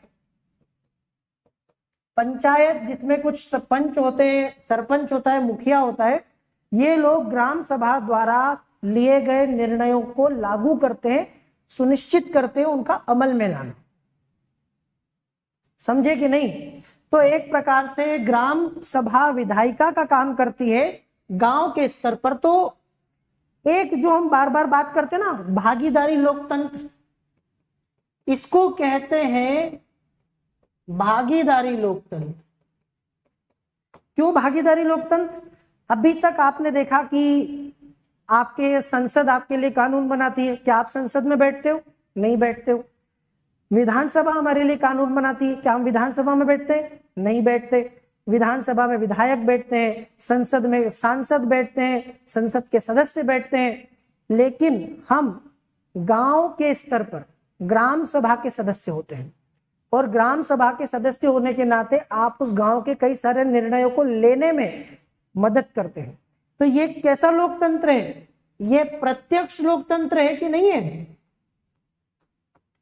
भारत में अगर आपको कहीं डायरेक्ट डेमोक्रेसी देखनी हो, प्रत्यक्ष लोकतंत्र देखना हो, तो वो ग्राम सभा में दिखेगा आपको। कई सारे बच्चे समझ ही नहीं पा रहे हैं कि मैं कितनी गंभीर बात बता रहा हूं और कितनी काम की बात बता रहा हूं। बहुत सारे बच्चे ऐसे होते हैं ना जिनको खाली ऊपर ऊपर से पढ़ने में मजा आता है, बहुत ज्यादा डिटेल में, गहराई में वो चीजों को पढ़ना नहीं चाहते, समझना नहीं चाहते। उन्होंने रट्टा मारने की अपनी एक शुरू से स्टाइल बना रखी है स्कूल कॉलेज से ही, और बस वो वही काम करते हैं। जैसे 243 ए में ग्राम सभा है, हर एक राज्य ग्राम सभा का गठन करेगा, ये सब पता है। लेकिन ग्राम सभा होती क्या है और ग्राम सभा करती क्या है, ये नहीं पता। क्या फायदा ऐसा पढ़ के बताइए जरा, क्या कर लीजिएगा ऐसे पढ़ के? जब आपको यही क्लियर नहीं है कि ग्राम सभा एक्चुअल में होती क्या है, करती क्या है, इसका रोल क्या है, इसका महत्व क्या है, तो मत पढ़िए। रट्टा मार के पढ़ने का फायदा नहीं है। आगे समझ में? तो ये जो आप देख रहे हो ना ग्राम सभा, ये प्रत्यक्ष लोकतंत्र है। मैं आपको पहले भी बता चुका हूं, लोकतंत्र दो तरह का होता है। लोकतंत्र दो तरह का होता है, एक होता है प्रत्यक्ष लोकतंत्र और एक होता है अप्रत्यक्ष लोकतंत्र। Direct democracy, indirect democracy. आपके हमारे सांसद और विधायक वाला जो लोकतंत्र है वो इनडायरेक्ट है। जनता ने अपने लिए एक विधायक को चुन लिया, विधायक काम कर रहा है, एक सांसद को चुन लिया, सांसद उसके लिए काम कर रहा है, ये अप्रत्यक्ष लोकतंत्र है। ग्राम सभा प्रत्यक्ष लोकतंत्र है भाई, क्योंकि यहां पर आप स्वयं जो है विधायक और सांसद की तरह विधायिका में बैठ के कानून बना रहे हो। आया समझ में? कभी भारत का बजट पास किया आप लोगों ने? बताओ, नहीं किया ना। बजट पास होता है संसद में। कभी आपके राज्य की विधानसभा में बैठ के बजट पास किया है? राज्य का बजट पास किया है? नहीं किया है। वो राज्य विधानसभा का काम है, विधायकों का काम है। लेकिन गांव का बजट आप ही पास करते हो। गांव का बजट ग्राम सभा ही पास करती है, तो आप खुद जुड़ गए ना वहां पर। तो ये बहुत बड़ा मामला है, प्रमुख, इसीलिए ग्राम सभा को बहुत महत्व दिया जाता है, क्योंकि ये भारत में प्रत्यक्ष लोकतंत्र की संस्था है। ये भागीदारी लोकतंत्र तक लेके आपको आती है। फिर आ जाओ पंचायतों का गठन। आर्टिकल 243 सी में मिलेगा, प्रत्येक राज्य में पंचायतें जो हैं वो त्रिस्तरीय होंगी। त्रिस्तरीय पंचायती राज, ये संविधान संशोधन त्रिस्तरीय पंचायती राज की व्यवस्था करता है। त्रिस्तरीय मतलब, पहले भी बोला मैंने आपको, गांव के स्तर पर ग्राम पंचायत, ठीक है, मध्यवर्ती स्तर पर एक मध्यवर्ती पंचायत, मतलब आपका जो ब्लॉक या तहसील लेवल होता है ना, इस टाइप का गांव और जिले के बीच का लेवल, सारे ब्लॉक या सारे उस इलाके की पंचायतों को मिलके एक मध्यवर्ती पंचायत बनती है, और उसके ऊपर एक जिला पंचायत। पूरे जिले में जितनी भी पंचायतें हैं उन सबको मिला के बनती है जिला पंचायत। समझ गए? तो इस तरीके से त्रिस्तरीय पंचायती राज आपको दिखाई देता है। और जितने भी ऐसे राज्य हैं जिनकी जनसंख्या 20 लाख से अधिक है, 20 लाख से अधिक जनसंख्या वाले राज्यों को त्रिस्तरीय पंचायती राज को अपनाना जरूरी, मतलब उनके यहाँ पे 3 लेवल होंगे। जिन राज्यों की जनसंख्या 20 लाख से कम है, मतलब उस समय जिन राज्यों की जनसंख्या 20 लाख से कम थी, अब आपको ऐसा लगता होगा कि वहां पे 2 होंगे, ऐसा नहीं है। वहां पर उन राज्यों के ऊपर छोड़ दिया कि तुम 2 स्तर अपनाना चाहो तो 2 अपना लो, और 3 अपनाना हो तो 3 अपना लो। समझे? इसका मतलब यह है 20 लाख से ज्यादा जनसंख्या वाले राज्यों में तो 3 ही स्तर होंगे। 20 लाख से कम जनसंख्या वाले राज्य में 2 भी हो सकते हैं, 3 भी हो सकते हैं। वो चाहे तो बीच वाला स्तर जो है स्किप कर सकते हैं, छोड़ सकते हैं, खाली गांव, ग्राम पंचायत और जिला पंचायत बना ले। ये हो गया पंचायतों का गठन। अब आ जाओ चुनाव। पंचायतों के जो चुनाव है वो समझना बहुत जरूरी है, मैं आपको बता दूं। चुनाव के लिए 2 चीज समझो, एक तो पंचायतों के सदस्य और एक उनके अध्यक्ष और उपाध्यक्ष। अब देखो 3 स्तर है ना, तीनों स्तर पे बताता हूं। सबसे पहले ग्राम पंचायत, आप ही बोलो मेरे साथ, ग्राम पंचायत, ग्राम के ऊपर बीच वाली मध्यवर्ती पंचायत, और उसके ऊपर जिला पंचायत। ठीक है, देखो तीनों स्तर पर ये सबसे ज्यादा कंफ्यूजन बच्चों को पैदा करता है, सबसे ज्यादा कंफ्यूजिंग ही यही है। तीनों स्तर पर मैं आपको बता दूं, सदस्यों का चुनाव तो डायरेक्ट होगा, प्रत्यक्ष। तीनों स्तर पर सदस्यों का चुनाव जनता द्वारा किया जाएगा। कई बच्चों को ये चीज समझ में नहीं आती है। चाहे ग्राम पंचायत के सदस्य जनता सीधे चुनेगी गांव की, बीच वाली पंचायत सीधे जनता द्वारा चुनाव होगा सदस्यों का, और जिला पंचायत के सदस्यों का चुनाव भी जनता द्वारा सीधे किया जाएगा। ये तीनों स्तरों पर चुनाव सीधे प्रत्यक्ष किए जाएंगे सदस्यों को। समझे आप लोग? मतलब अगर आप किसी गांव में रहते हैं, यदि आप किसी गांव में रहते हैं तो आपको 3 बार वोट डालना पड़ेगा। 3 बार कैसे? एक बार ग्राम पंचायत के लिए, उसके सदस्य को चुनने के लिए, एक बार बीच वाली पंचायत के सदस्य को चुनने के लिए आपके एरिया से, और एक बार जिला पंचायत के चुनाव में। तो एक व्यक्ति गांव में रहने वाला 3-3 बार वोट डालता है, ग्राम पंचायत के चुनाव में, मध्यवर्ती पंचायत के चुनाव में और जिला पंचायत के चुनाव में। चाहे कोई भी स्तर हो, आपको एक चीज दिमाग में फिट कर लेनी है, तीनों स्तरों पर सदस्यों का चुनाव तो जनता द्वारा ही होता है, चाहे जिला पंचायत हो या ग्राम पंचायत। समझ गए कि नहीं?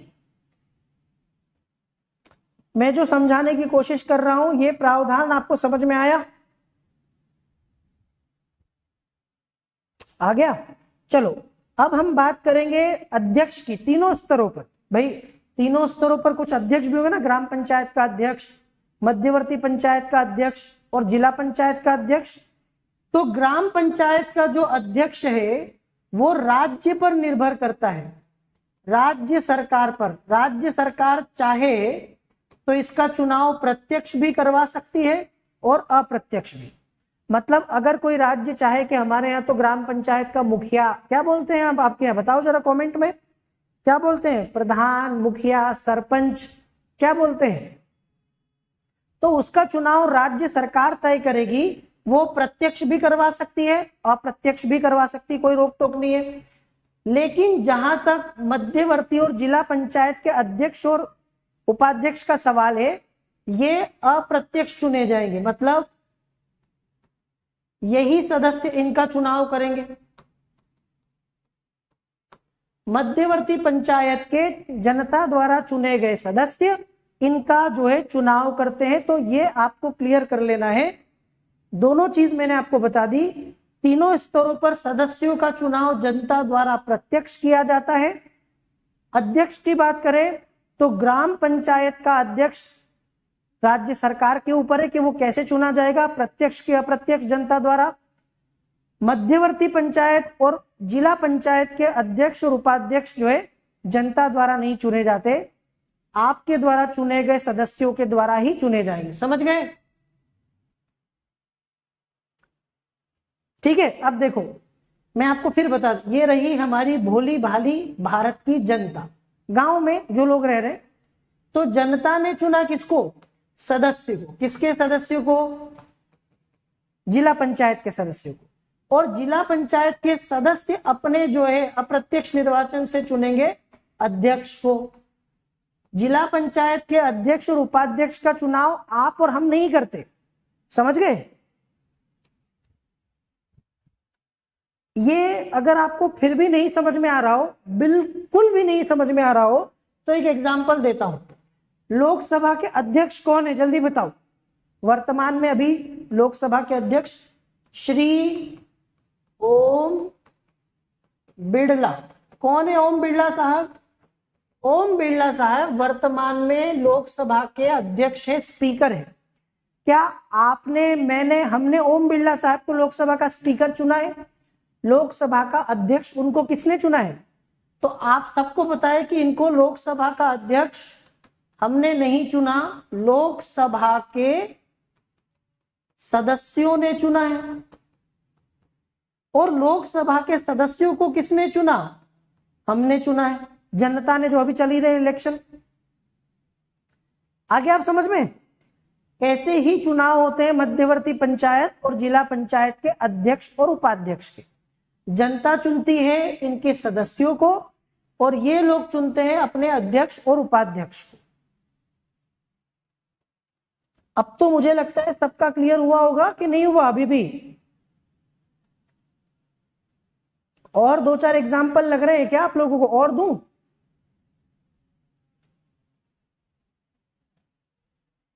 कमेंट करके बताओ जल्दी, क्लियर हुआ कि नहीं हुआ?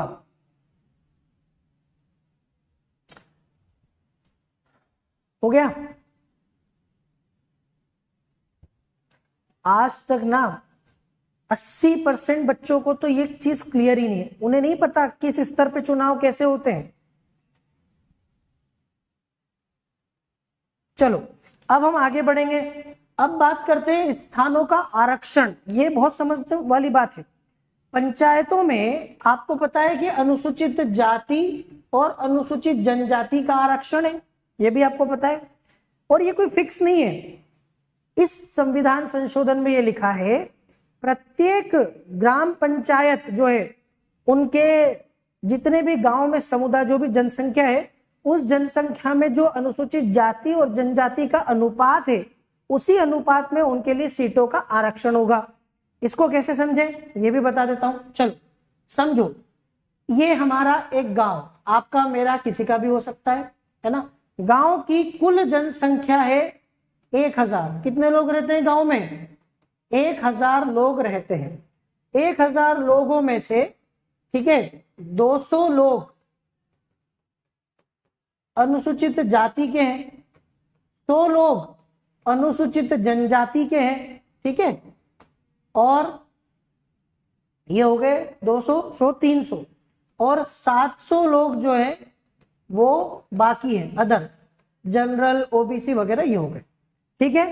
अब उस गांव की पंचायत में सीटें कैसे रिजर्व होगी? मान लेते हैं उस गांव की पंचायत में कुल 10 सीटें हैं। 10 सीट कितनी है? पंचायत में कुल 10 सीट है।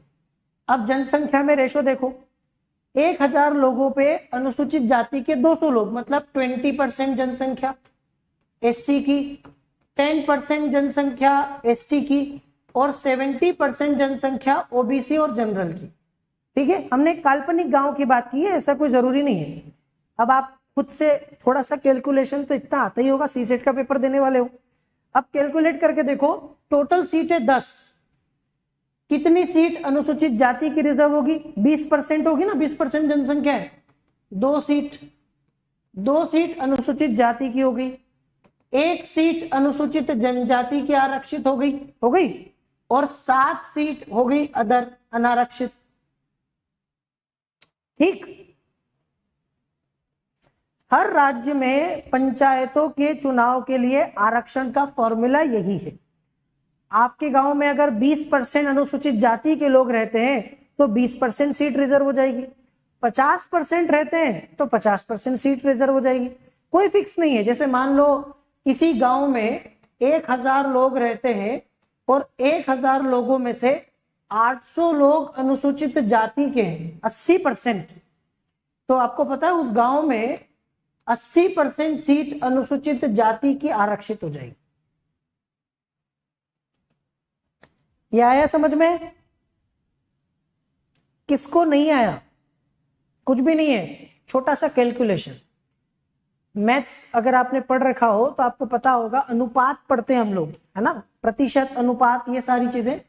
तो जिस समुदाय का जनसंख्या में जैसा अनुपात होगा, अगर मान लो गांव में कोई भी अनुसूचित जनजाति का व्यक्ति नहीं है, 1% भी जनसंख्या अनुसूचित जनजाति की नहीं है, 1 सीट भी अनुसूचित जनजाति की आरक्षित नहीं होगी। Is that clear? तो हर एक ग्राम पंचायत की यही कहानी है, हर एक पंचायत में यही कहानी है, सीटें आरक्षित होती हैं जनसंख्या के आपके अनुपात के हिसाब से। अब इसमें 1/3 आरक्षण कम से कम महिलाओं का भी है, मतलब कोई भी राज्य 1/3, कम से कम 1/3 आरक्षण महिलाओं को देगा।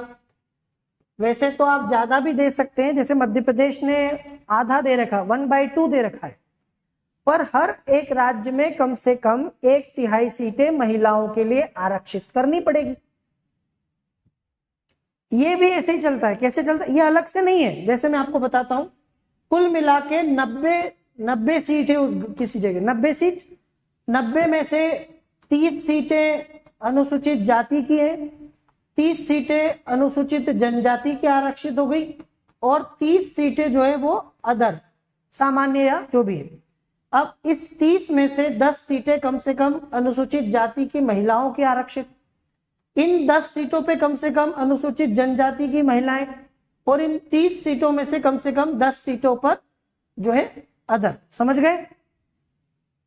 1/3 जितनी आपकी समुदाय की सीटें आरक्षित की गई है, उन्हीं में से 1/3 सीट आपके समुदाय की महिलाओं की। आ रहा है समझ में? जितनी भी है, कोई जरूरी नहीं है, फिक्स नहीं है। अगर किसी गांव ग्राम पंचायत में 20 सीटें अनुसूचित जनजाति की आरक्षित है, ठीक है, 30 मान लेते हैं तो 1/3 उस हिसाब से 60 सीटें हो गई, तो मान लो 20 कम से कम महिलाओं की हो गई अनुसूचित जनजाति की, ऐसा। ये वाला क्लियर हुआ? ठीक है, आ गया होगा सभी को समझ में। इस तरीके से सीटों का आरक्षण किया गया है। अब बात करते हैं अवधि, पंचायतों की अवधि। 243E में आपको मिलेगा पंचायतों की अवधि। इस संविधान संशोधन के अनुसार, इस संविधान में जो 243 अनुच्छेद है हमारा, कम से कम पंचायतों का कार्यकाल होगा 5 वर्ष का, फिक्स। पहले क्या होता था ना, पहले ऐसा था कि जिस राज्य का जितना मन किया, अगर मन किया तो जल्दी चुनाव करा लिए, मन किया तो नहीं करवाए, बहुत सालों तक चुनाव नहीं हुए। अब इन्होंने फिक्स कर दिया हर एक राज्य में पंचायतों का जो कार्यकाल होगा, तीनों पंचायतों का, ग्राम पंचायत, बीच वाली पंचायत, जिला पंचायत, सबका जो कार्यकाल होगा वो फिक्स होगा 5 साल, फिक्स 5 ईयर का टेन्योर दे दिया गया। ठीक है, 5 साल के बाद फिर चुनाव कराने, हर 5 साल बाद चुनाव कराने। परंतु यदि राज्य विधानमंडल चाहे तो 5 साल के पहले भी इनको भंग कर सकता है, ऐसा नहीं है कि नहीं कर सकते। 5 साल के पहले भी पंचायतों को भंग किया जा सकता है, परंतु ऐसी स्थिति में 6 महीने के अंदर नए चुनाव कराने पड़ते हैं। 6 माह में नए चुनाव कराने पड़ेंगे, और जो नई पंचायत का गठन होगा वो पुरानी पंचायत के बचे हुए कार्यकाल तक काम करेगी। समझे कैसे? 2024 में किसी पंचायत का चुनाव है ना, 2024 में चुनाव हुआ किसी पंचायत का, और 2026 में सरकार ने उसको भंग कर दिया। 2 साल बाद होना तो वैसे 2029 तक था, 5 साल, पर 2 साल बाद 2026 में भंग कर दिया, फिर नए चुनाव करवा दिए गए। तो अगली जो पंचायत है ना वो 2029 तक काम करेगी, न कि 31 तक। यहां से देखा जाएगा, न कि यहां से। ठीक, तो 2029 तक ये इसके बचे हुए जो 3 साल थे वो इसने पूरे कर लिए, नई वाली पंचायत ने। तो ये भी आपको ध्यान रखना है कि प्रत्येक पंचायत की अवधि 3 साल की और 5 साल की होती है। अगर बीच में भंग किया जाए तो फिर आपको 6 महीने में नए चुनाव करने हैं, और नई वाली पंचायत 5 साल काम नहीं करती, पुरानी पंचायतों का बचा हुआ कार्यकाल पूरा करेगी, फिर चुनाव आपको करवाने पड़ेंगे। ठीक, अब बात करते हैं सदस्यता के लिए निर्हताएं। आर्टिकल 243F, राज्य विधानमंडल तय करेगा कि भाई कौन व्यक्ति जो है पंचायतों के चुनाव लड़ने के योग्य है या नहीं, वो तय करेगा। लेकिन 21 वर्ष से कम उम्र का कोई व्यक्ति चुनाव नहीं लड़ सकता। ठीक है, 21 साल कम से कम, आपको पता है मिनिमम एज 21 वर्ष से कम आयु का व्यक्ति चुनाव लड़ने के लिए अयोग्य है, और 21 साल से ऊपर का हर व्यक्ति इस चुनाव में खड़ा हो सकता है। ठीक है, अब देखो भारत में यही सबसे कम उम्र होती है चुनाव लड़ने की, 21 साल। 21 साल का भारतीय पंचायत और नगरपालिकाओं का चुनाव लड़ सकता है। इससे कम में आप कोई चुनाव नहीं लड़ सकते। 20, 19, 18 में चुनाव लड़ने का कोई वो नहीं है। 21 साल में आप पंचायत और नगर पालिकाओं के चुनाव लड़ सकते हैं। समझ गए? 25 वर्ष की आयु चाहिए भारत में विधानसभा चुनाव अगर आप लड़ना चाहें, या भारत में लोकसभा का चुनाव आप लड़ना चाहें। 30 वर्ष की आयु कम से कम चाहिए अगर आप राज्यसभा का चुनाव लड़ना चाहें। ठीक है, या विधान परिषद का चुनाव अगर आपके राज्य में है और लड़ना चाहें। और 35 वर्ष की उम्र चाहिए कम से कम अगर आप राष्ट्रपति या उपराष्ट्रपति का चुनाव लड़ना चाहें। ठीक, ये मैंने आपको हर एक चुनाव के लड़ने की मिनिमम एज बता दी, मैक्सिमम नहीं है। भारत में अधिकांश उम्र चुनाव में लड़ने की कहीं फिक्स नहीं है। अगर आप 200 साल के हैं तो 200 साल में भी भारत में चुनाव लड़ा जा सकता है। 300 साल के हैं तो भी चुनाव लड़ सकते हैं, हालांकि इतनी एज किसी की होती नहीं, पर अगर कभी हो तो भी चुनाव लड़ने से रोका नहीं गया है। मैक्सिमम एज नहीं है, मिनिमम है, इससे कम में आप इन पदों पर नहीं जा सकते। तो ये चीज कई बार पूछ ली जाती है कि किस चुनाव में लड़ने की न्यूनतम आयु। 35 साल से ऊपर का व्यक्ति भारत में हर चुनाव में लड़ सकता है, जो राष्ट्रपति उपराष्ट्रपति बन सकता है, जो राज्यपाल बन सकता है, जो तो फिर वो विधानसभा का, लोकसभा का, राज्यसभा का, विधान परिषद का, किसी का भी सदस्य बन सकता है। ठीक है। इसके बाद पंचायतों की शक्तियां, अनुच्छेद 243 जी में आपको मिलेगी पंचायतों की शक्तियां, प्राधिकार और उत्तरदायित्व। तो पंचायतों की शक्तियां, प्राधिकार और उत्तरदायित्व वही होंगे जो राज्य के विधानमंडल के द्वारा उनको सौंपे जाए। इस मामले में राज्य विधानमंडल विधि बनाकर, ठीक है, उनको जो है अधिकार, काम, दायित्व वगैरह सौंप सकता है। आमतौर पर वो जो 29 विषय हैं वो तो उनके पास हैं, 11वीं अनुसूची के 29 विषय तो इनके अधिकार के माने ही जाते हैं। इन 29 विषयों पर जो है निर्णय लेने का, काम करने का अधिकार पंचायतों को ही होता है। आगे समझ में? देखो मैं आपको एक एक संवैधानिक प्रावधान बता रहा हूं यहां पर। एक चीज और कि अगर आप लोग ऐसा कोई, जैसे ये टॉपिक हमारा पंचायती राज का है, यदि आपको ऐसा लगता है कि कोई टॉपिक जो 2 घंटे में पूरा हो जाए, 2 सवा 2 घंटे में, और वो जरूरी है एग्जाम के पॉइंट ऑफ व्यू से, वो वाला आप चाहते हैं कि आपको मैं पढ़ा दूं, हम लोग कर ले एग्जाम से पहले, मैंने अपनी तरफ से एक लिस्ट बना रखी है। आपने देखा होगा कि हर एक दिन छोड़ के मैं आपको 2 घंटे, सवा 2 घंटे में कोई ना कोई मैराथन सेशन में एक टॉपिक एक दिन में कंप्लीट करवा रहा हूं। ऐसा कोई टॉपिक जो एक क्लास में कंप्लीट हो जाए। हमने पिछली क्लास में जैन और बौद्ध धर्म लिया, 2 घंटे में पूरा कर दिया। हमने संविधान संशोधन किए पूरे भारत के महत्वपूर्ण, वो सारे एक दिन में पूरे कर दिए, है ना। हमने मौलिक अधिकार वाला भाग लिया जो बहुत इंपॉर्टेंट है, और हमने पूरा भाग 3 एक ही क्लास में कर दिया। ऐसे कोई भी टॉपिक हिस्ट्री और पॉलिटी से जुड़े हुए हैं जो आपको लगता है कि हमें करना चाहिए या हम कर सकते हैं, तो आप सेशन के बाद कमेंट बॉक्स में बस बता दें कि सर ये वाला टॉपिक हम चाहते हैं। अगर बहुत सारे बच्चे उसके साथ हुए या वो जरूरी लगा मुझे, तो मैं जरूर करवाऊंगा। ठीक है, ये आपके काम की बात है। देखो भाई, यहां कोई पैसा नहीं लग रहा है। यूट्यूब पर आप सब जानते हैं कि हम लोग फ्री में पढ़ रहे हैं, लेकिन इसका ये मतलब नहीं कि हम क्वालिटी से कोई समझौता करेंगे या हम आपके लिए कोई बहुत ज्यादा जरूरी चीजें नहीं लेके आएंगे।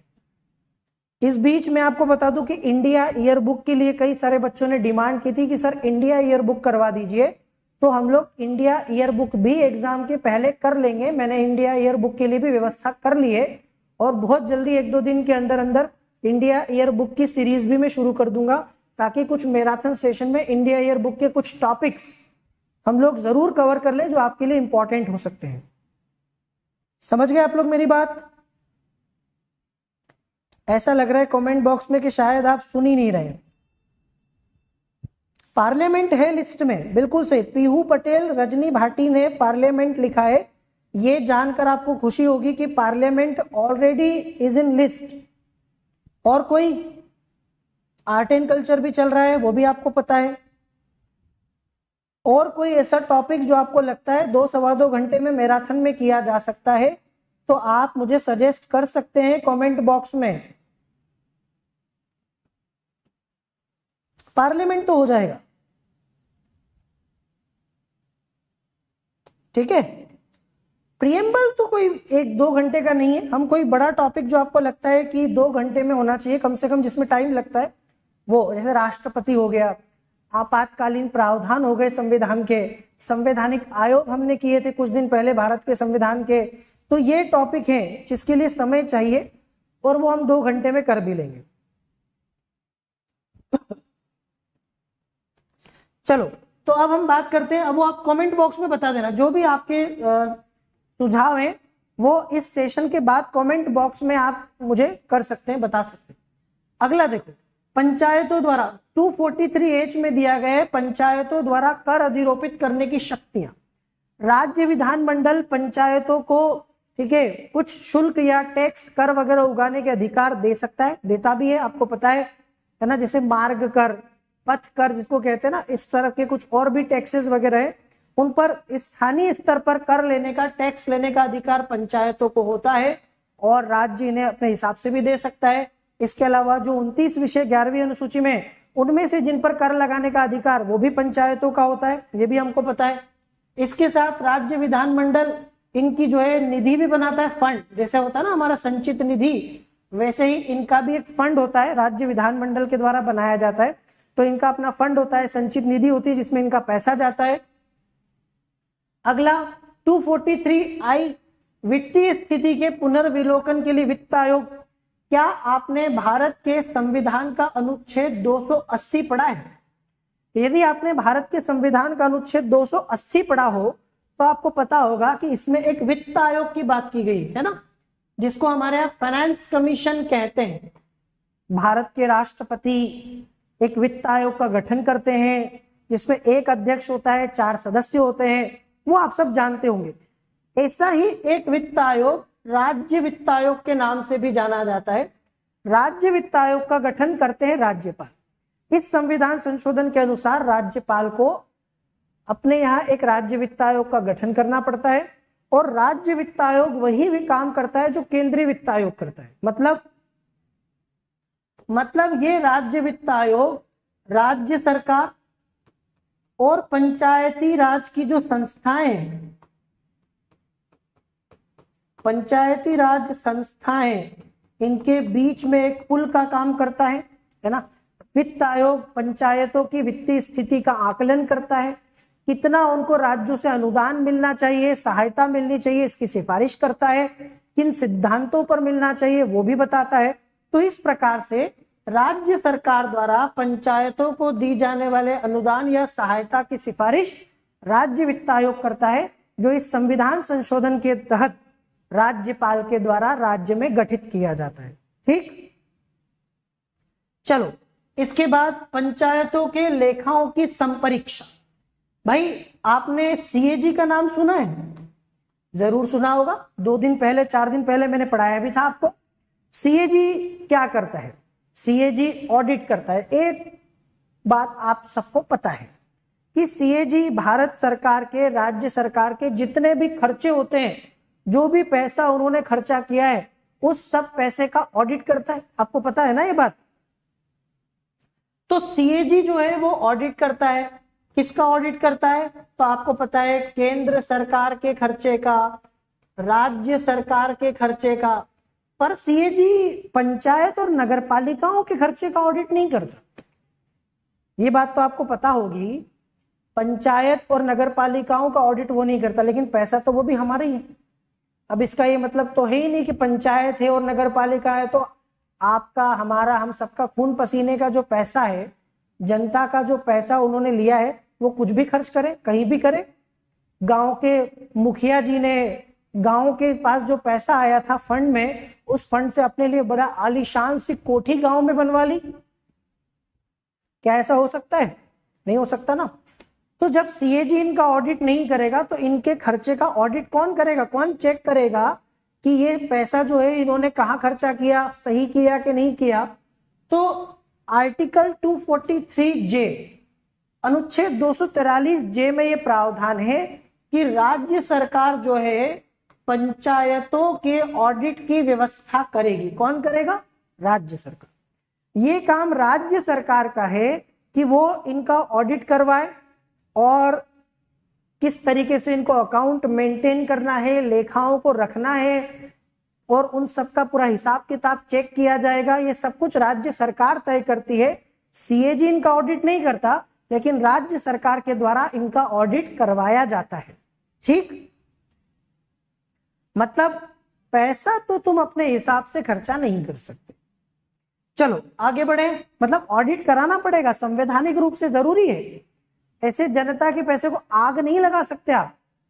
फिर आर्टिकल 243 के पंचायतों के चुनाव कौन कराएगा? चुनाव भाई हमारे दिमाग में चुनाव आता है तो इलेक्शन कमीशन ऑफ इंडिया का नाम आता है। भारत के संविधान के भाग 15 में अनुच्छेद 324 से लेकर 329 तक एक निर्वाचन आयोग है। अब निर्वाचन आयोग जो है वो राष्ट्रपति के चुनाव कराता है, उपराष्ट्रपति के कराता है, राज्यसभा लोकसभा के कराता है, विधान परिषद और विधानसभा तक के भी कराता है, परंतु पंचायत नगर पालिका के चुनाव ये नहीं करवाता, पॉसिबल भी नहीं है। इस देश में लाखों गांव हैं और अभी हमने क्या बोला, हर गांव में 3 स्तरीय panchayat. Election commission of India का जो है ना सर घूम जाएगा अगर वो इन सबके चुनाव कराने लगे तो। इतने सारे चुनाव कराना उसके लिए पॉसिबल नहीं है, इसीलिए हर राज्य में एक राज्य निर्वाचन आयोग की व्यवस्था की गई। क्या लगता है आपको, क्या election commission of India Bharat के हर गांव का पंचायत का चुनाव करवा सकता है, सक्षम है? नहीं है ना। तो इलेक्शन कमीशन ऑफ इंडिया तो इनके चुनाव नहीं करा सकता, तो चुनाव करवाएगा कौन? तो इसके लिए हर एक राज्य में एक राज्य निर्वाचन आयोग होता है। ठीक है, राज्य निर्वाचन आयोग, जिसको इंग्लिश में बोलते हैं state election commission. State election commission का काम है अपने राज्य के अंतर्गत जो है जितने भी गांव हैं उन सभी गांव में सभी पंचायतों के चुनाव करवाना। तीनों स्तर के पंचायतों के चुनाव यही करवाता है। ठीक है, इसके साथ यही राज्य निर्वाचन आयोग नगर पालिकाओं के चुनाव भी करवाता है, ये भी आपको पता होगा। अब ये इसमें कौन होगा? इसमें होता है एक राज्य निर्वाचन आयुक्त, स्टेट इलेक्शन कमिश्नर कहते हैं इसको।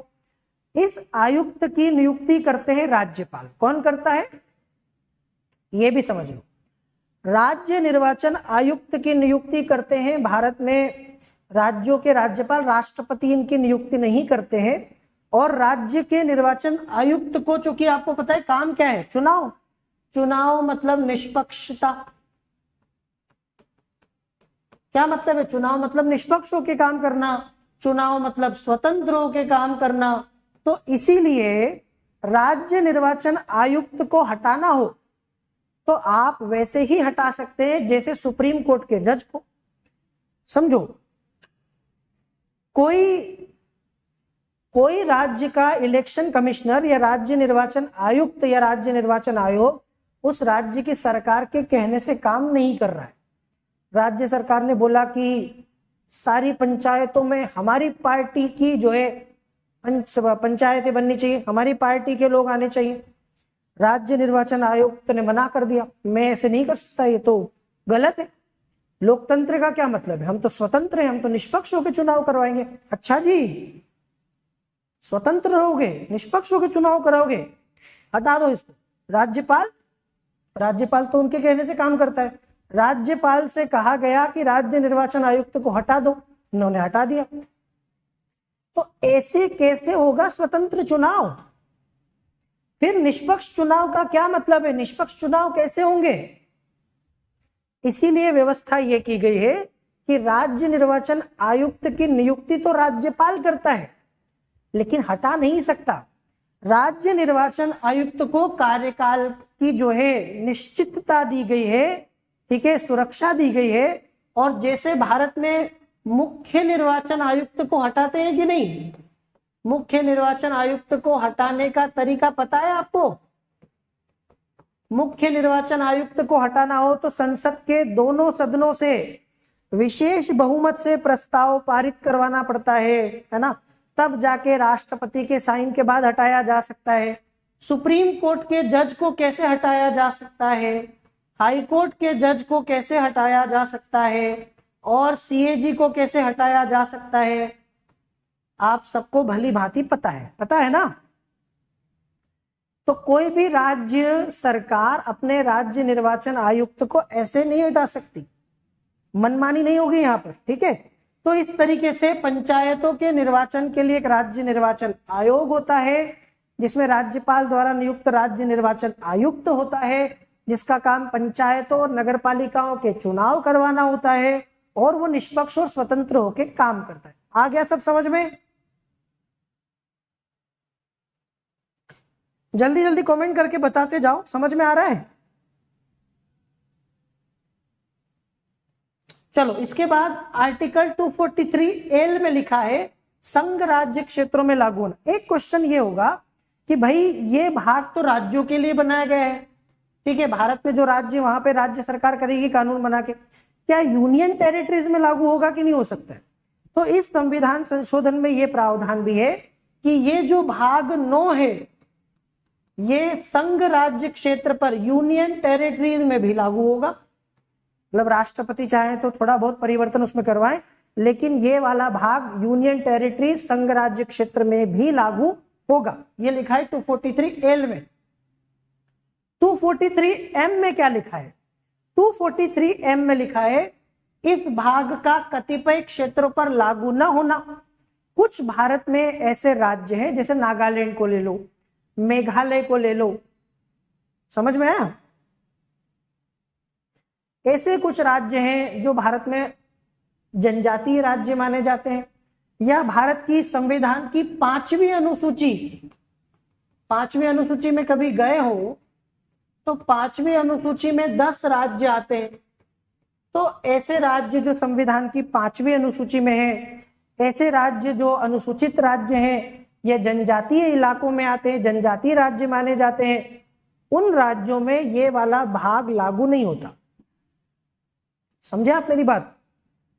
संविधान का भाग 9 जो इतनी देर से मैं आपको पढ़ा रहा हूं, वो 5वीं अनुसूची के 10 राज्यों में, जनजातीय राज्यों में जैसे नागालैंड में वगैरह मैंने आपको बताया, वहां लागू नहीं होता। तो फिर आप बोलेंगे वहां क्या होगा? इसमें यह प्रावधान है कि संसद चाहे तो इस भाग को इन इलाकों में भी लागू कर सकती है। तो यदि संसद चाहे तो जैसा बना हुआ वैसा या कुछ संशोधनों के साथ, कुछ परिवर्तन के साथ इस भाग 9 को इन इलाकों में भी लागू कर सकती है, और करना ही है वो। तो इसके लिए संसद ने कानून पास किया है, आप में से कई लोगों ने सुना होगा, उसका नाम है पैसा कानून या पैसा एक्ट। सुना है? पैसा, रुपया पैसा वाली बात नहीं हो रही है। पैसा एक्ट का मतलब है पंचायती राज एक्सटेंशन इन शेड्यूल एरियाज, मतलब पंचायती राज कानून का अनुसूचित क्षेत्रों में भी विस्तार। तो इस भाग को इन इलाकों में लागू करने के लिए स्पेशली संसद ने एक कानून पास किया है जिसे पैसा एक्ट के नाम से जानते हैं। क्योंकि अगर आप ये एक्ट नहीं बनाओगे या ये एक्ट लागू नहीं होगा तो भाग 9 लागू नहीं हो सकता इन इलाकों में, ठीक है? अभी लक्ष्मीकांत या जो भी बुक आप पढ़ रहे हो ना, पैसा एक्ट भी है उसमें, अगर आप देखोगे तो पैसा एक्ट मिल जाएगा। चलिए आगे बढ़े। अब देखो 243 में लिखा है विद्यमान विधियों और पंचायतों का बने रहना। 243 ये कहता है कि अगर मान लो जैसे कोई राज्य ये कह दे कि हम 73वें संविधान संशोधन के हिसाब से क्यों चले, हमारा तो पहले ही बना हुआ है कानून, है ना, बनाइए भाई। 1993 में 24 अप्रैल 1993 को ये कानून लागू हो गया। 24/4/1993 को ये डेट है 73वें संविधान संशोधन के लागू होने की। अब एक राज्य भारत का कह रहा है कि हमारे यहाँ तो पंचायती राज कानून ऑलरेडी बना हुआ है, तो हम ये वाला कानून क्यों लागू करें, 73वें संविधान संशोधन वाला। हो सकता है ना, कई बार किसी को कोई काम नहीं करना होता है तो वो क्या बहाना बनाता है, हम कर चुके हैं, हमारे पास तो है ऑलरेडी, बोलते हैं ना ऐसा, हमको मत सिखाओ, हमारे पास है, हमने कर लिया है। तो अब हम तो चाहते हैं कि सभी राज्यों में यही कानून चले, अपना अपना ना चले। तो इसमें ये व्यवस्था की गई है 243 में कि यदि किसी राज्य ने अपना ऑलरेडी पंचायती राज कानून बना रखा है, विद्यमान है, पहले से चल रहा है, तो वो कानून इस कानून के लागू होने से 1 वर्ष तक और चल सकता है, बस। समझ गए आप? 1 साल, मतलब जिस दिन ये कानून लागू हुआ 73वां संविधान संशोधन, 1 साल तक ये लगेगा, 1 साल के बाद आपका कानून खत्म हो जाएगा और ये वाला लागू हो जाएगा। समझो, इसका मतलब है 24 अप्रैल 1994 1 साल पूरा हो जाएगा। बस यहां तक आपके कानून चलेंगे। इस डेट के बाद किसी भी राज्य का पंचायती कानून नहीं चलेगा। आपको 73वें संविधान संशोधन के अनुसार अपना कानून बनाना पड़ेगा। ठीक है, तुम ऐसे पतली गली से बच के नहीं निकल सकते कि हमारा तो बना हुआ है, हमने तो ऑलरेडी बना रखा, हमको क्या जरूरत है। ना बाबा ना, ऐसा नहीं चलेगा। ठीक है, वो बच्चे जो चुपचाप बैठ के सेशन को देख रहे हैं, आनंद ले रहे हैं, समझ रहे हैं, पर सेशन को लाइक नहीं कर रहे ना, तो आपको लाइक करना चाहिए, है ना। गलत बात है। अगर आपको एक एक चीज समझा रहे हैं तो प्लीज थोड़ा सा सेशन को लाइक शेयर भी करते रहिएगा। आ गया समझ में? मैं जितना आपके लिए मेहनत कर रहा हूं उतनी मेहनत तो कम से कम मुझे पता है नहीं लगी। मुझे आपको समझाने में एक एक चीज में बड़ी मेहनत लगती है, आपको नहीं लगेगी लाइक करने में उतनी देर, या ना मेहनत लगेगी। अब इसके बाद देखो आर्टिकल 240, ये समझ में आएगा 243N के मतलब अगर किसी राज्य का ऑलरेडी कोई पंचायती राज कानून बना हुआ है तो वो इस कानून के लागू होने से 1 साल तक ही चल सकता है। आप हमेशा नहीं चला पाओगे, आपको इसके अनुसार नया कानून बनाना ही पड़ेगा। अब एक क्वेश्चन पूछा जाता है, मालूम है आपको, मैं बड़ा कॉमन से मिस्टेक बता रहा हूं। 73वें संविधान संशोधन के अनुसार पहला राज्य भारत का जिसने पंचायती राज कानून पास किया, मतलब पंचायती राज कानून अपने आप लगाने वाला, लागू करने वाला 73वें संविधान संशोधन के अनुसार पहला राज्य कौन सा है? अब इसका सही आंसर है मध्य प्रदेश। पहला राज्य जिसने 73वें संविधान संशोधन के अनुसार अपने यहां पर पंचायती राज कानून बनाया, इस संविधान संशोधन के अनुसार। अब मैंने एक बार क्या हुआ ना, ये बताया बच्चों को कि पहला राज्य मध्य प्रदेश। एक बच्चा बोलता है सर नागौर पढ़ा हुआ हमने तो कि पंचायती राज पहली बार नागौर में हुआ था। भाई कंफ्यूजन मत रखना, नागौर वाला मामला 1959 का है। भारत में पहली बार त्रिस्तरीय पंचायती राज का उद्घाटन नागौर में हुआ था, राजस्थान में हुआ था, सच है। 1959 में हुआ था, यह भी सच है। पर मेरे क्वेश्चन को समझो, क्वेश्चन में यह पूछा जा रहा है 73वें संविधान संशोधन के अनुसार क्या नागौर में 73वें संविधान संशोधन के अनुसार पंचायती राज की स्थापना हुई थी? तब तो पंचायती राज कानून पास भी नहीं हुआ था ये वाला। 73वां संविधान संशोधन 1992 में पास हुआ, 93 में लागू हुआ। नागौर वाली कहानी 1959 की है, ये कैसे हो सकता है? तो नागौर वाला मामला अलग है। 73वें संविधान संशोधन के अनुसार पहला राज्य है मध्य प्रदेश। हाँ, अगर 73वां शब्द यूज ना करे और ऐसा पूछे कि भारत में पहला राज्य जहां त्रिस्तरीय पंचायती राज का उद्घाटन हुआ, शुरुआत हुई, तो नागौर आएगा, राजस्थान आएगा।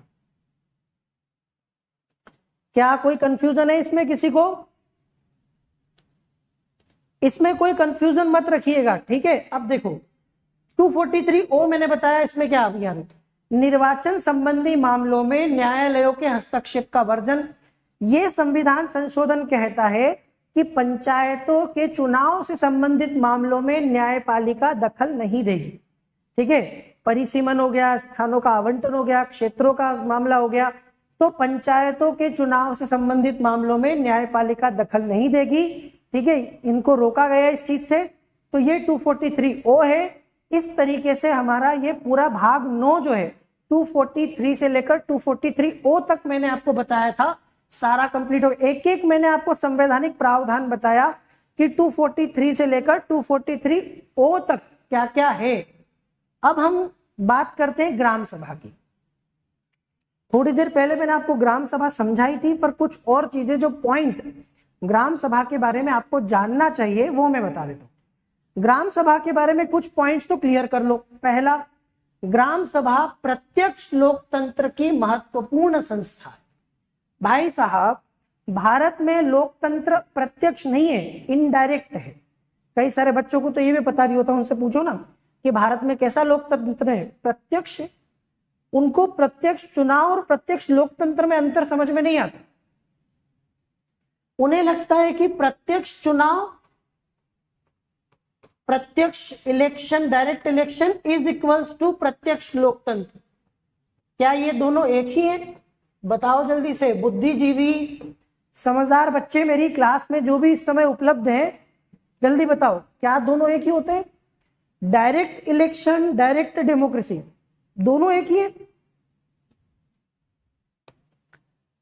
तो जो बच्चे थोड़े से स्मार्ट हैं, ठीक है, बुद्धिजीवी हैं, चीजों को ठीक से पढ़े हुए हैं, समझ रखते हैं, उन्हें पता होगा कि प्रत्यक्ष लोकतंत्र का मतलब प्रत्यक्ष चुनाव मतलब प्रत्यक्ष लोकतंत्र नहीं होता। प्रत्यक्ष चुनाव का मतलब तो होता है कि आपने किसी को चुना, वो प्रत्यक्ष चुनाव है। ठीक है, आपने लोकसभा के सदस्य को चुन लिया, आपने विधानसभा के सदस्य को चुन लिया, ये ठीक है, पर ये प्रत्यक्ष लोकतंत्र थोड़ी हुआ। प्रत्यक्ष लोकतंत्र तो वो होता है जहां पर आप खुद कानून बनाते हो। आप खुद कानून बनाते हो? बताओ, कहां बैठते हो? संसद में बैठते हो कि विधानसभा में बैठते हो? कहां बैठते हो? हम नहीं बैठते, ना तो हम संसद में कानून बनाते बैठ के, ना विधानसभा में बैठ के कानून बनाते। हमारे लिए कानून बनाते हैं हमारे चुने हुए विधायक, चुने हुए सांसद। तो इस तरीके के लोकतंत्र को अप्रत्यक्ष लोकतंत्र कहते हैं, इनडायरेक्ट डेमोक्रेसी कहते हैं, या इसको प्रतिनिधि लोकतंत्र भी कहते हैं। क्या बोलते हैं? रिप्रेजेंटेटिव डेमोक्रेसी, है ना। जीएसटी बनाया गया भारत में, हमने आपने जीएसटी बनाया? नहीं बनाया। अभी भारत में नागरिकता संशोधन कानून पास हुआ, हमने आपने बनाया? नहीं बनाया। तो ये प्रत्यक्ष लोकतंत्र नहीं है, ये अप्रत्यक्ष लोकतंत्र है।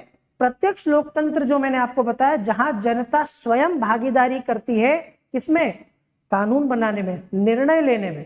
तो ऐसा भारत में नहीं है। हाँ, लेकिन अगर आपको भारत में प्रत्यक्ष लोकतंत्र देखना है तो वो आपको सिर्फ एक जगह दिखेगा, और वो है ग्राम सभा, जो मैंने आपको शुरू में ही बताया था। क्योंकि ग्राम सभा के सारे सदस्य गांव के ही लोग हैं, सारे वोटर जो है गांव में जो पंजीकृत है, रजिस्टर्ड है, वो सब ग्राम सभा के सदस्य हैं। तो यहां पर प्रत्यक्ष लोकतंत्र आ जाता है। हम बजट को पारित करते हुए देखते नहीं टीवी पर, हम गांव के बजट को पास करते हैं। समझे बात को? ये अंतर है। जब विधानसभा में बजट पास होता है तो टीवी में देखते हैं, लोकसभा में बजट पास होता है तो टीवी में देखते हैं, लेकिन जब ग्राम सभा में बजट पास होता है तो हम जाके खुदे से करते हैं उसको पास। तो ये प्रत्यक्ष लोकतंत्र की संस्था है। साल में, वर्ष में कम से कम 2 बार इसकी बैठकें होना जरूरी है। ठीक है, इनमें लोगों की आम सभा के रूप में पंचायतों के वार्षिक लेखा विवरण या प्रशासनिक रिपोर्ट पर चर्चा होती है। वार्षिक लेखा विवरण समझते हो? इसी को बजट कहते हैं, एनुअल फाइनेंशियल स्टेटमेंट, यही बजट है। पंचायतों का साल भर का बजट ग्राम सभा में डिस्कस होता है।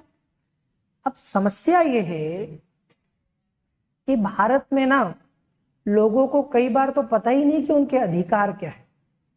गांव के सीधे साधे भोले भाले लोग, उनको थोड़ी पता ग्राम सभा जैसी कोई चीज है। ग्राम सभा की बैठक भी होती है, लेकिन उन्हें पता ही नहीं है। ग्राम सभा की बैठक के नाम पे कई सारे निर्णय ग्राम सभा ले भी लेती है, पर वो सब चीजें जो है ना लोगों तक पहुंच नहीं पाती। यदि आप किसी गांव में रह रहे हो और आप 18 साल से ऊपर के वहां पर रजिस्टर्ड वोटर हो ना, मतलब आप ग्राम सभा के सदस्य हो, तो जरूर अपनी पंचायत में जाके पूछिएगा कि अगली बार ग्राम सभा की बैठक कब होगी। हम भी आएंगे, हम भी आके देखेंगे क्या होता है नहीं होता। जाके एक बार देखिएगा, पता चलेगा आपको। ठीक है, थोड़ा प्रशासन में जाना चाहते हो, प्रैक्टिकल करके देखो, जाके देखो, बात करो, बैठो वहां पर। इसके साथ पंचायतों द्वारा शुरू की जाने वाली नई विकास परियोजनाओं की सिफारिश ग्राम सभा करती है कि भाई गांव में कौन कौन सी चीजें होनी चाहिए, कौन कौन से काम होने चाहिए, कैसे होने चाहिए, ये भी ग्राम सभा सिफारिश करती है। गांव के गरीब लोगों की पहचान करने में मदद करती है। भाई अल्टीमेटली इन सबका उद्देश्य क्या है? जनता के लिए काम करना, जनता का भला करना, जनता के लिए विकास योजनाएं चलाना। तो भाई जो गांव में जरूरतमंद लोग हैं, जिन्हें उन सबकी जरूरत है, या जो लाभार्थी हैं, उनकी पहचान करना, उन तक उन विकास योजनाओं के लाभ पहुंचाना, ये भी पंचायत जो है ग्राम सभा करती है ना। इसके बाद अब हम बात करते हैं महत्व। क्या महत्व है 73वें संविधान संशोधन का? भाई अभी तक आपको समझ में आ गया होगा कि अगर ये संविधान संशोधन नहीं होता तो क्या होता। तो भारत में पंचायती राज संस्थाएं वैसे काम नहीं कर रही होती जैसे कर रही हैं। अभी कितने बढ़िया से काम कर रही हैं, मतलब बहुत ज्यादा तो अभी भी फर्क नहीं है, लेकिन फिर भी कर तो पा रही हैं। पहले तो चुनाव नहीं होते थे, कई सारे राज्य सरकारें पंचायतों के चुनाव नहीं करवाती थी, कई सारे राज्य करवाते थे तो उनके पास कोई शक्तियां ही नहीं थी, उनके पास अधिकार ही नहीं थे। अब होता क्या था ना, जैसे गांव में सड़क बनवानी है, अभी गांव में सड़क बनवानी है तो पंचायत बनाती है। पहले ये अधिकार राज्य सरकार के पास था, विधायक के पास था, तो जब वो सड़क बनवाते थे उसमें उनका हिस्सा हुआ करता था, है ना, वहां से वो कुछ पैसा खा सकते थे। और अगर ये अधिकार गांव में पंचायत को दे देंगे तो उनका हिस्सा चला जाएगा। समझ रहे हो, घोटाला कैसे करेंगे, भ्रष्टाचारी कैसे करेंगे, कैसे जो है पैसा बनाएंगे। इसीलिए कई सारे मतलब राज्यों ने इनको अधिकार ही नहीं दिए। देखो, इसके माध्यम से 73वें संविधान संशोधन का महत्व समझो। समाज के अंतिम व्यक्ति की भागीदारी सुनिश्चित होती है कि नहीं। हमारे यहाँ बोलते हैं कि सबसे छोटी इकाई प्रशासन की गांव है। देश पूरा हमारा इतना बड़ा, 7वां क्षेत्र बड़ा देश क्षेत्रफल में, तो इतने बड़े देश में इतने सारे राज्य, 28 राज्य, हर एक राज्य में बहुत सारे जिले, हर एक जिले में बहुत सारे गांव। तो आप देखो, सबसे छोटी इकाई होती है गांव, और गांव में रहने वाला व्यक्ति इस देश में अंतिम पायदान पर खड़ा हुआ व्यक्ति है कि नहीं है। तो उस व्यक्ति को भी तो भागीदारी मिल गई ना। भाई मैं करना चाहता हूं कुछ अपने गांव के लिए, कैसे कर सकता हूं? पंचायत का चुनाव लड़ो और अपने गांव के लिए कुछ कर लो। मैं सांसद का चुनाव नहीं लड़ सकता क्योंकि बहुत सारे लोग मुझे नहीं जानते। मैं विधायक का चुनाव भी नहीं लड़ सकता क्योंकि विधायक जैसी जो हैसियत भी नहीं है, लेकिन गांव के लोग तो पहचानते हैं ना। गांव का चुनाव लड़ूंगा। गांव में पता है सबसे अच्छी बात क्या है? गांव में सब लोग एक दूसरे को पहचानते हैं, बकायदा नाम, चेहरा और उसके कर्मों तक। ये फलाने का लड़का है, ये फलाने की लड़की है, ये काम करता है, ये वो काम करता है, ये तो ऐसा है, ये वैसा। एक एक व्यक्ति को सब कुछ पता होता है। शहरों में अलग बात है कि हमारे 4 घर छोड़ के जो व्यक्ति रहते हैं उन व्यक्ति का पता, नाम कुछ नहीं पता, लेकिन गांव के लोग सब जानते हैं। तो अब यदि गांव का व्यक्ति अगर खड़ा होता है, चुनाव लड़ता है, तो उस व्यक्ति को गांव के सारे लोग जानते हैं। अल्टीमेटली इसके कई फायदे हैं, समझो, है ना। और एक गांव में तो ये जो आप कह रहे हो ना कमेंट में, बिल्कुल सही बोल रहे हो, सारी चीजें अंधेरे में पहचान ले भाई, चाल देख के कि कौन जा रहा है। चेहरा भी देखने की जरूरत नहीं पड़ती उनको कई बार। तो ये इसके 2 फायदे हैं। एक, मुझे गांव के सारे लोग जानते हैं तो मुझे उस गांव के लिए कुछ करने में ज्यादा समस्या नहीं आएगी। मैं चुनाव लड़ूंगा तो गांव के लोग मुझे पहचानते हैं, मुझे जिता भी देंगे। दूसरा, गांव के लोगों को भी फायदा है। अगर कल से कुछ होगा तो मेरे पास बड़े आराम से आ सकते हैं, मैं गांव में ही रहता हूं। मैंने कहा था गांव में सड़क बन जाएगी, नहीं बनी तो मेरे पास आ जाएंगे। गांव में स्कूल बन जाएगा, नहीं बना, आके कॉलर पकड़ लेंगे, गला पकड़ लेंगे। विधायक साहब को कहां ढूंढोगे बताओ? कई सारे लोगों को तो पता भी नहीं होता कि उनके विधायक या सांसद रहते कहां हैं। मुझे ही पता नहीं एक्चुअली। अभी भी मैं आपको बता दूं कि मैं जिस शहर में रहता हूं, हमारे शहर के विधायक कहां रहते हैं उनका एड्रेस नहीं पता मुझे। तो ये फायदा है, अंतिम व्यक्ति जो है सत्ता में भागीदार बन जाता है ना। इससे दूर दराज के लोगों को भी लोकतांत्रिक संगठनों में रुचि जागृत होती है, उनका भी मन करता है ये सब चीजों में जो है इन्वॉल्व होने का, शामिल होने का।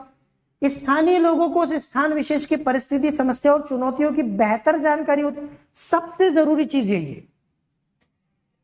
जब मैं राज्य की राजधानी में बैठा हूं तो लाखों गांव है राज्य में, मुझे थोड़ी पता कि किस गांव की परिस्थिति कैसी है, लेकिन गांव का व्यक्ति जानता है ना कि इस गांव में लोग कैसे हैं, इस गांव में लोगों के विचार कैसे हैं, इस गांव में लोगों की आय कैसी है, पैसा कैसा है, सामाजिक ताना बाना कैसा है, इस गांव में स्कूल कहाँ बनना चाहिए तो सबको फायदा होगा, इस गांव में सड़क जो है पहले कौन सी बननी चाहिए, ये सब कुछ वहां का अच्छे से जानता है व्यक्ति। वो ज्यादा अच्छे से काम कर पाएगा उस व्यक्ति से जो कि सबके लिए एक जैसा कानून बना रहा है। समझ में आया आपको? जैसे एक ही नंबर के जूते सभी लोगों के पैर में फिट नहीं बैठते, वैसे ही एक ही तरह की योजना सब लोगों के लिए लागू नहीं हो सकती। हर एक व्यक्ति के पैर का नंबर अलग होता है और उसको उस पैर के नंबर के हिसाब से जूते चाहिए। वैसे ही हर गांव की अपनी समस्या है और उन समस्याओं का अलग समाधान है। एक जैसा समाधान सारे गांवों के लिए नहीं होता क्योंकि उनकी समस्याएं अलग अलग।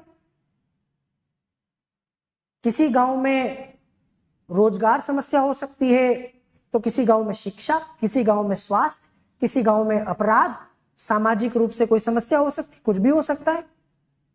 ये कौन बेहतर समझता है? जो उस गांव में रहता है ना। तो उसको बेहतर जो है परिस्थिति, समस्याओं और चुनौतियों की जानकारी है, तो निर्णय लेने में जो है विसंगति नहीं होती, मतलब सही निर्णय ले पाते हैं आप। है कि नहीं है? जैसे ये देवव्रत मिश्रा का कहना है कि विधायक साहब फॉर्च्यूनर में बैठ के फुर्र हो लेते, ये सच है। एक विधायक को उतना आपसे लेना देना नहीं है, उसको पता है कि बहुत सारे लोग हैं, बहुत सारे लोगों ने वोट दिया है, बहुत सारे एरिया में जो है चुनाव लड़के वो व्यक्ति जीता है, लेकिन गांव में रहने वाला व्यक्ति आपके लिए सोचता है, उसको आपसे फर्क पड़ता है। ठीक है, क्योंकि आप ही लोगों ने जीता है और आप ही लोग जो है सर के बल पटक देंगे वापस। है ना वो गाना ना, अजी रूठ कर कहाँ जाइएगा, जहां जाइएगा हमें पाइएगा। ये वैसा मामला है कि आप कहाँ जाइएगा, आप जहां भी जाएंगे गांव वालों को ही पाएंगे, क्योंकि गांव से बाहर आपका कोई अस्तित्व है नहीं, है ना। तो ये एक महत्व इसका ये। फिर पंचायती राज व्यवस्था के माध्यम से हमने पैसा एक्ट की बात की थी। पैसा एक्ट को लागू करने से हम उन इलाकों में भी इस कानून को लागू कर पाए हैं जो बहुत ज्यादा क्या है, पिछड़े हुए हैं, हाशिए पर हैं। ऐसे समुदायों को भी हम लोग जो है भागीदारी इनकी भी सुनिश्चित कर पाए और वो भी इनकी परंपरा, इनकी संस्कृति को जीवित रखते हुए बिना छेड़छाड़ किए। ठीक है, तो इस तरीके से ये भी एक फायदा महिलाओं को। अभी आपको पता है कम से कम 1/3 आरक्षण है महिलाओं का, मतलब इतनी तो महिलाएं पंचायतों में, नगरपालिकाओं में आती ही हैं। अगर ये प्रावधान नहीं होता, 73वें संविधान संशोधन के पहले इतनी महिलाएं नहीं होती थी। अब सीटें रिजर्व है तो कम से कम 1/3 या कुछ राज्यों में आधी महिलाएं होने लगी हैं, कंधे से कंधा मिलाकर वो काम कर रही हैं। तो कहीं ना कहीं ये भी क्या है, ये भी एक इसका महत्व है